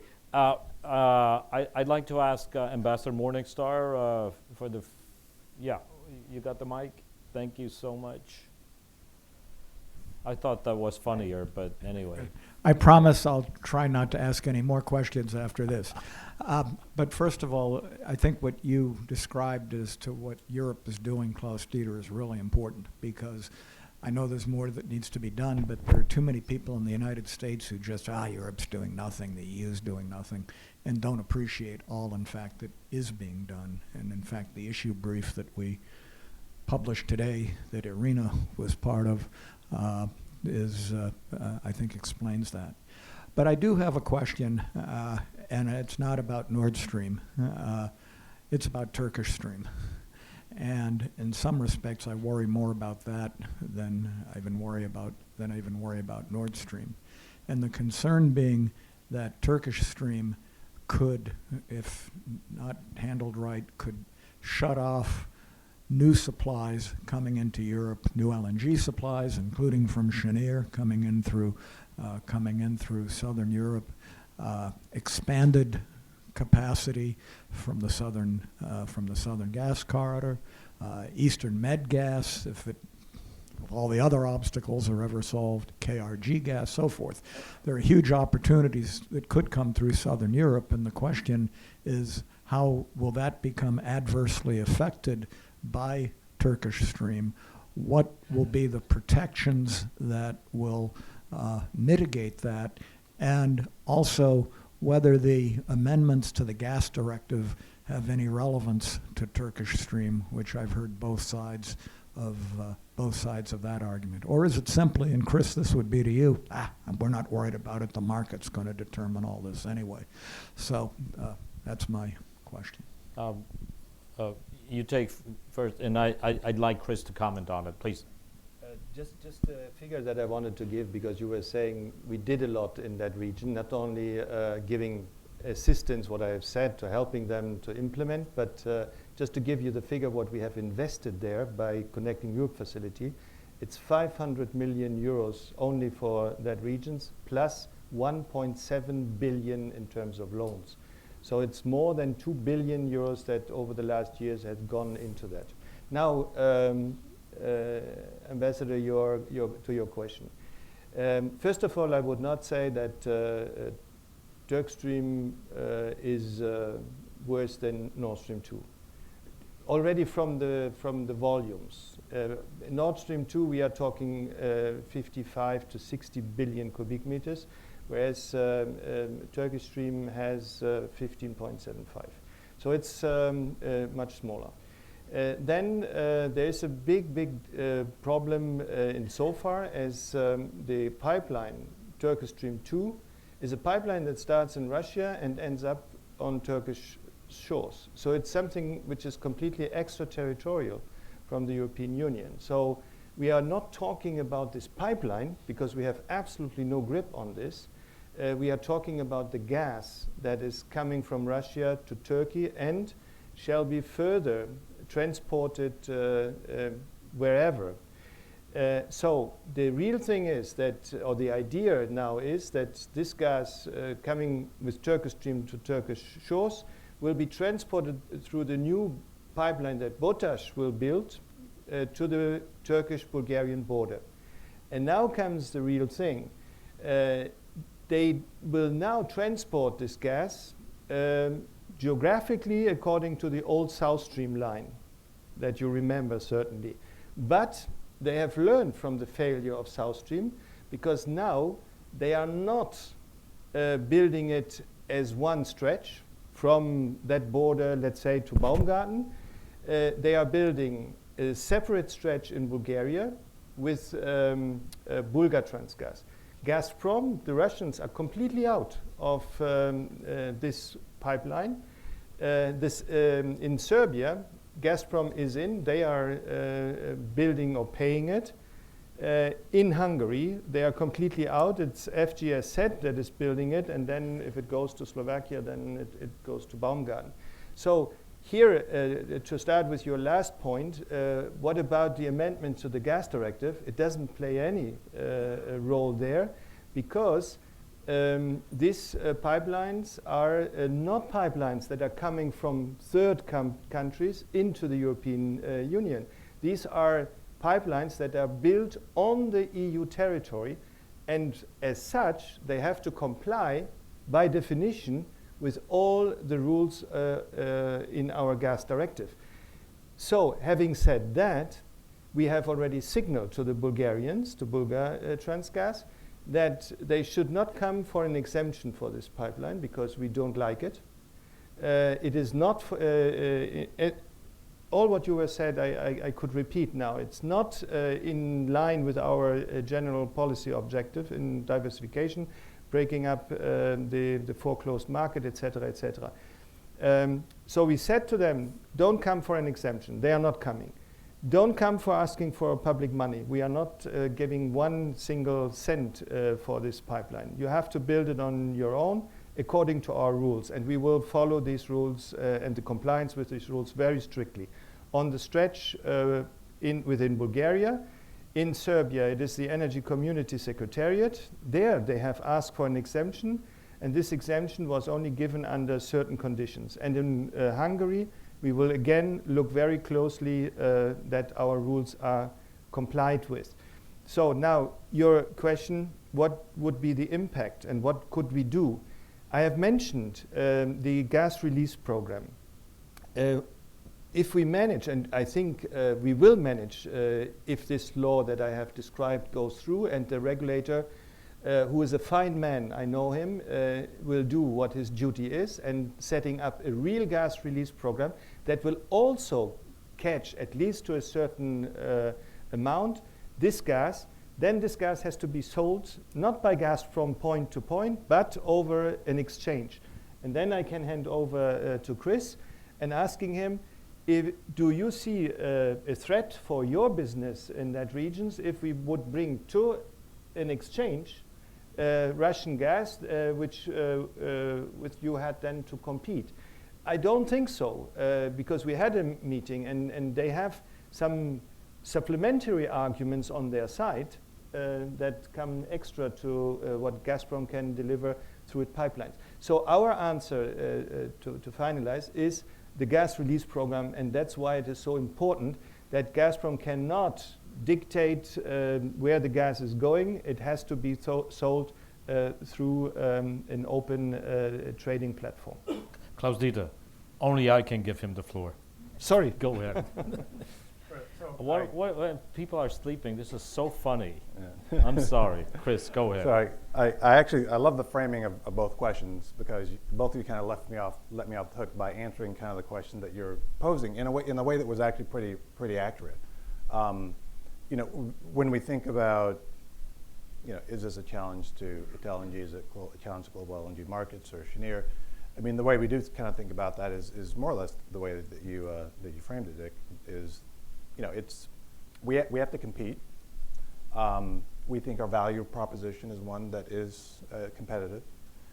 There are a lot of challenges to this project. I mean, as you laid out here, the exemptions and permitting and financing, et cetera. I think one can articulate the value proposition of U.S. LNG pretty clearly from a security of supply aspect, from a reliability aspect, from a price aspect, from an environmental aspect, from a permitting aspect, et cetera. So we're already in an environment where we've got to compete against, in some areas, in some challenging markets. We're already competing for what one might view as a shrinking wedge of incremental demand in an environment in which there are a lot of projects. And I think that projects from the U.S. are able to do so with a lot of confidence. So yeah, all of these things do bring some challenges. But if you look over the past year, just our company's been successful at signing over 7 million tons per annum of long-term sales and purchase agreements, all over 20-year contracts. And doing that in an environment in which you're having to compete against pipeline gas and compete against other LNG projects, compete against other sources. So I think it's part and parcel of a competitive market that I think what one would expect and actually want throughout Europe is for suppliers, not only from the United States, but from other regions of the world that are able to deliver LNG to say, well, here's our value proposition. Here's how we compete well. And, we can do a little bit of hand-wringing around the pipeline projects, but, well, first of all, we can't do anything about it. So there's no point in doing too much hand-wringing. And second, even in an environment in which they're coming online, we think there's a good argument, a strong argument for LNG coming out of the United States. Thank you. Okay. Next question.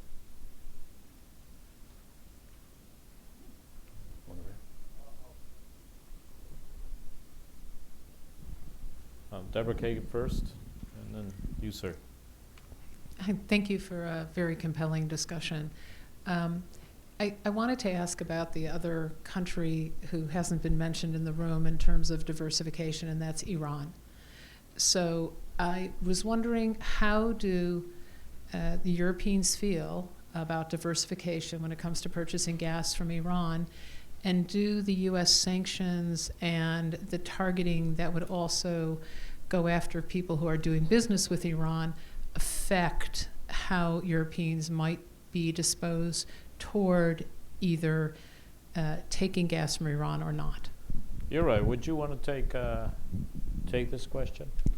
Thank you very much, but my answer will be very well, short. As a government you're a government representative on those things, so I cannot help with that. You can't help on that? Unfortunately. Okay, good. I can help with other questions, perhaps. Okay, well, we take note of that. Okay, good. Anyone else want to? No? Okay, what I please. Can say to Iran is it was never our imagination that in the short or even midterm we would get gas from Iran. Because first of all, Iran would need or will need it themselves. And if they would really look, and that's what they told us when there was this opening, and then in the second place, they would rather go then into the Asian market than to the European market. So for us, it was never a real, at least not up to the midterm, a real possibility to get gas from Iran or Iraq later. It would be a very long-term option that was there. It was for us via the Southern Gas Corridor, because there it would be that corridor that would be used. For us, it would have been more likely to get gas from Turkmenistan and Azerbaijan than from Iran. So therefore, this question, as you have posed it, has not really arrived in our table, because the Iranians, they clearly indicated they are not interested to export gas to Europe. Excellent. Thank you. Sir? Bob Eichord from the Atlantic Council. Thinking back to the energy community and its role in this cluster, I wonder if you could comment, has it been a constructive force in terms of looking in this? I remember from the very beginning, there was discussions about the gas ring and how that was going to be important in terms of building these interconnections and creating opportunities for these new supplies through Croatia or from the Greece-Bulgaria interconnector. And second is related to the Kirk project. Does the Kirk project now foreclose the Ionian-Adriatic line that was a part of the original gas ring concept in terms of where Croatia would stand now with such a terminal? Barbara, why don't you go first? Well, basically, in our strategy, I mean, in energy strategy of the Republic of Croatia, when it comes to diversification of gas supply, both projects already for decades have the same importance, the Ionian pipeline and the LNG terminal. The LNG terminal on the island of Kirk used to be more developed than the other project, and luckily we are now that at least what we are 100% sure is that we will have this one in terms of diversification. This doesn't mean that the Republic of Croatia stopped activities related to the Ionian. It is still in the development phase, and it is also one of the projects which is significant in terms of the security of gas supply for my country. Okay, Klaus-Dieter? On your question, I can only say that all what has been done so far and is projected to be done in that region is absolutely necessary. But your question gives me the possibility also with regard to your reference to the Ionian pipeline. I believe that we are getting close to an end of the development of our gas grid in Europe. When we have now constructed everything what is in the planning, and we are just about to fixing the fourth list of projects of common interest, you will see, and I hope you will see, you never know because politics play a big role there, that we will reduce the number of gas projects. We have some projects that are there for, let's say, good political reasons, also for diversification in the larger sense, but we all know that certain projects will never be developed. Because, as I said, we have to redefine the role of gas in our energy system. That's what we are doing. And we are not credible. We are absolutely not credible if we are at the same time coming with an inflated list of gas pipeline projects of a big magnitude, because as I said, in the midterm and in the long term, and long term is 2050, and midterm, let's say, is 2030, 2035, natural gas as we know it today will not be on our market. It will be decarbonized gas, and therefore we have to be very, very careful. And when I said we do not know who is coming in and what will be the attitude towards fossil fuels or gas, this is, if we want to win the battle for the gas development, it has to be low carbon gas, and therefore I believe that the time for big gas pipelines is over. We might here and there need to do some smaller connections and some interconnectors, but that's it. I think what we have now on the table and in construction and projected is sufficient in order to supply and to live up to what we have said under the diversification, that each country should have 3 options on routes, on supplier, and on sources. Excellent. Okay. Yes. Doug Hengel with the German Marshall Fund. On this issue of low carbon gas, there is a discussion, I understand, in Europe going on about LNG versus pipeline gas. LNG requires some energy to cool it down and to ship it across the Atlantic. So how might LNG be seen vis-a-vis pipeline gas in the future? Yeah, so I can talk a little bit to that. So when the So I was at the Department of Energy before I came to Cheniere, and the Department of Energy in that era, in the previous administration, did some life cycle analysis work that compared LNG to other sources, namely long-range pipelines, and to coal. So I think we've got a good understanding of the relative merits of LNG versus those two cycles. We know that some of the uncertainties that do exist primarily exist upstream of the LNG terminals. So as we look at developing our business at Cheniere, after 3 years of operations, when you hear our CEO talk about the business and the future of Cheniere, you'll hear him emphasize our climate principles, operational effectiveness and efficiency, the way that we run our plants, supply chain. We're the largest purchaser of natural gas in the United States, so we have an opportunity to work with our diverse network of suppliers to take real, tangible steps to reduce fugitive greenhouse gas emissions. Science, to ensure that we are funding good science to help us understand methane emissions and the impact of methane.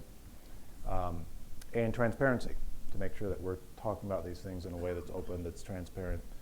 And what we're seeing is that, first of all, our business is a decadal one, as I kind of emphasized earlier, since we're making these very large investments. And we have to be thinking about the way that gas is going to be utilized in the future. So when you look at the transition pathway to get to a 2-degree world, and you look at what does the carbon budget look like in a 2-degree world, and you look at studies that have been done by the IEA and others, we understand that there is a role for gas in that 2-degree budget. Like we know that in terms of baseload and the ability to get from the network and the energy economy of today and the cleaner energy economy of the future. We know that when you're sourcing natural gas, one of the important things that our customers are going to be thinking about in the future, as we think about how we build our business and we ensure that there's relevance for a company like Cheniere, is that when you're buying LNG from the United States, you're not just buying the reliability of the U.S. or the U.S.'s price basis and Henry Hub, but you're also buying the entire regulatory system here in the United States. You're buying our relationship with our suppliers. You're buying all the steps that U.S. suppliers have to take to reduce fugitive methane emissions. And that's an important part of our value proposition, something that we're thinking about on an ongoing basis, and one that's going to be key to making sure that we've got a decadal business that continues to bring value to the companies that we're supplying to. I think this is really important. And one of the things, what does that mean? I've got 10 minutes? 10 okay. Questions. 10 questions. Okay, that's good. Now, what I want to add to what Chris just said is really important. And I think one thing the United States has not done well is explaining how much technology research and regulation has gone into extraction in the last, not just 10 years, in the last 5 years. I mean, if you look back how gas was extracted, how little recycling went on 10 years ago, and now some companies are recycling water 100%. That's something you can help explain, but you can help your clients explain, because that's one of the untold stories in Europe. And I think it's important because I agree with you. U.S. gas comes with all the things that you have mentioned, and it's an important element. Would you want to make a comment on that? I can only confirm what Chris was saying. I think you have to communicate that better because it is part of your product. Yeah. And to answer also your question, we do not see that LNG towards pipeline gas is in a disadvantaged position. What we are always saying, we want to let the market decide. But it is also true that part of the market is the security issue that Chris has already mentioned. And sometimes if you want this extra security, it comes with a premium. It comes not for free. But we believe that LNG has a future in our market and must have a future, because for us it has been proven to be a very flexible source that can be mobilized very rapidly and can go at any location in Europe. And that you cannot guarantee if you have congestions, for instance, in the pipeline system. So therefore, that's a selling argument. So I'm not worried about the future of LNG in Europe. Excellent. Barbara?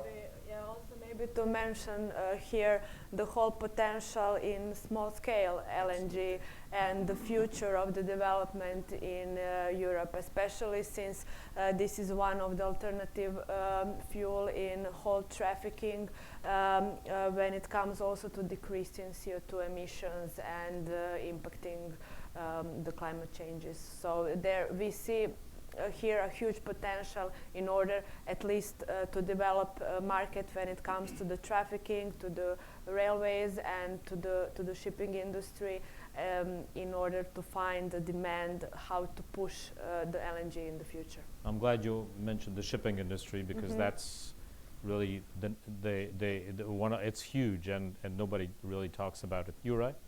Just would like to add maybe one or two sentences. It's really like that. We are a landlocked country, probably will not be importing LNG or regasified LNG as such, but anyway, we feel that the influx of LNG to our Central European region has a positive impact on the prices, and it has the diversification potential, which definitely lowers the prices. In Europe, we would like to have low prices of gas till the gas is being used, and it's good for our industry basically. So we would like to have it, we would like to transit it, we would like to transport it, we would like to sell it. So it's like this.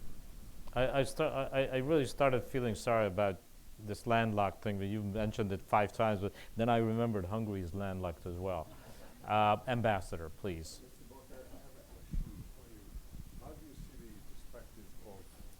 How do you see the perspective of modernization of Ukrainian gas infrastructure, which we all know is so long overdue? Very badly. And you know why?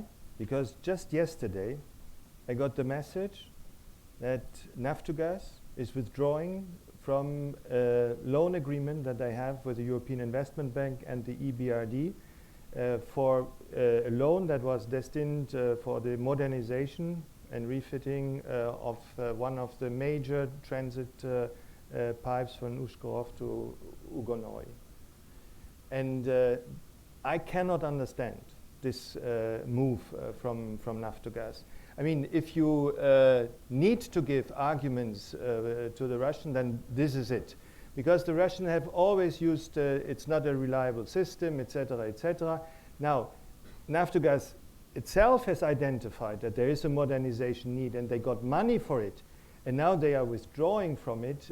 This is absolute nonsense. And I do not understand, and all our efforts to help them to get a new contract is undermined by these moves. And I don't know, the situation in Ukraine is not easy to read for the moment. And I can only hope that after the elections on the 21st of July, things will get clearer. We are still committed, very much committed to get a contract following EU rules for a long-term contract between Naftogaz and Gazprom, or better, the new independent TSO, which we also still have to do in Ukraine, where they are also blocking themselves.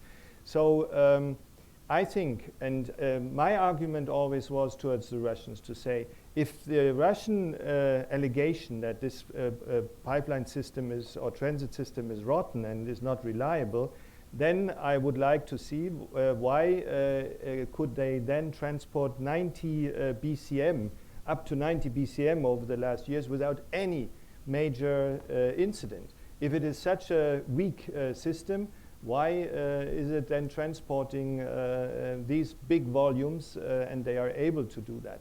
But now they are really undermining all our good efforts to help them, and they are taking decisions which are irresponsible and not at all understandable from our side. But wouldn't it be then for the member states of the European Union and maybe for the United States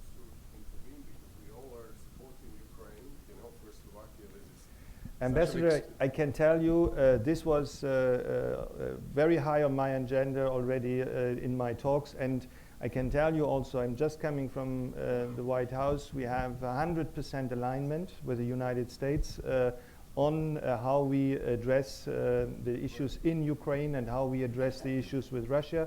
There's absolutely no room for divergence. We have a very, very common position, a real position that we are defending. Well, that's what I meant, at all supporting levels. you by member states in, you know. Yes, so all help is welcomed and needed. I want to thank you all for this very lively panel. I think there's, if I may, I just hope when you fly back to Europe, there's one message I'd like you to take with you, that the United States and the Atlantic Council really cares about energy security in Central and Eastern Europe and beyond. So, Chris, Uri, Barbara, and also I was going to ask you about the future of the directorate. So, Klaus, Dieter, thank you very much for flying over and taking the time. And to you all, thank you very much for staying with us for this half a day. Very much looking forward to welcoming you back. We do have one more thing where Ambassador, well, may I call you Uri? Am I allowed to? Okay. And Dick Morningstar will say a few words in conclusion to the conference. Okay.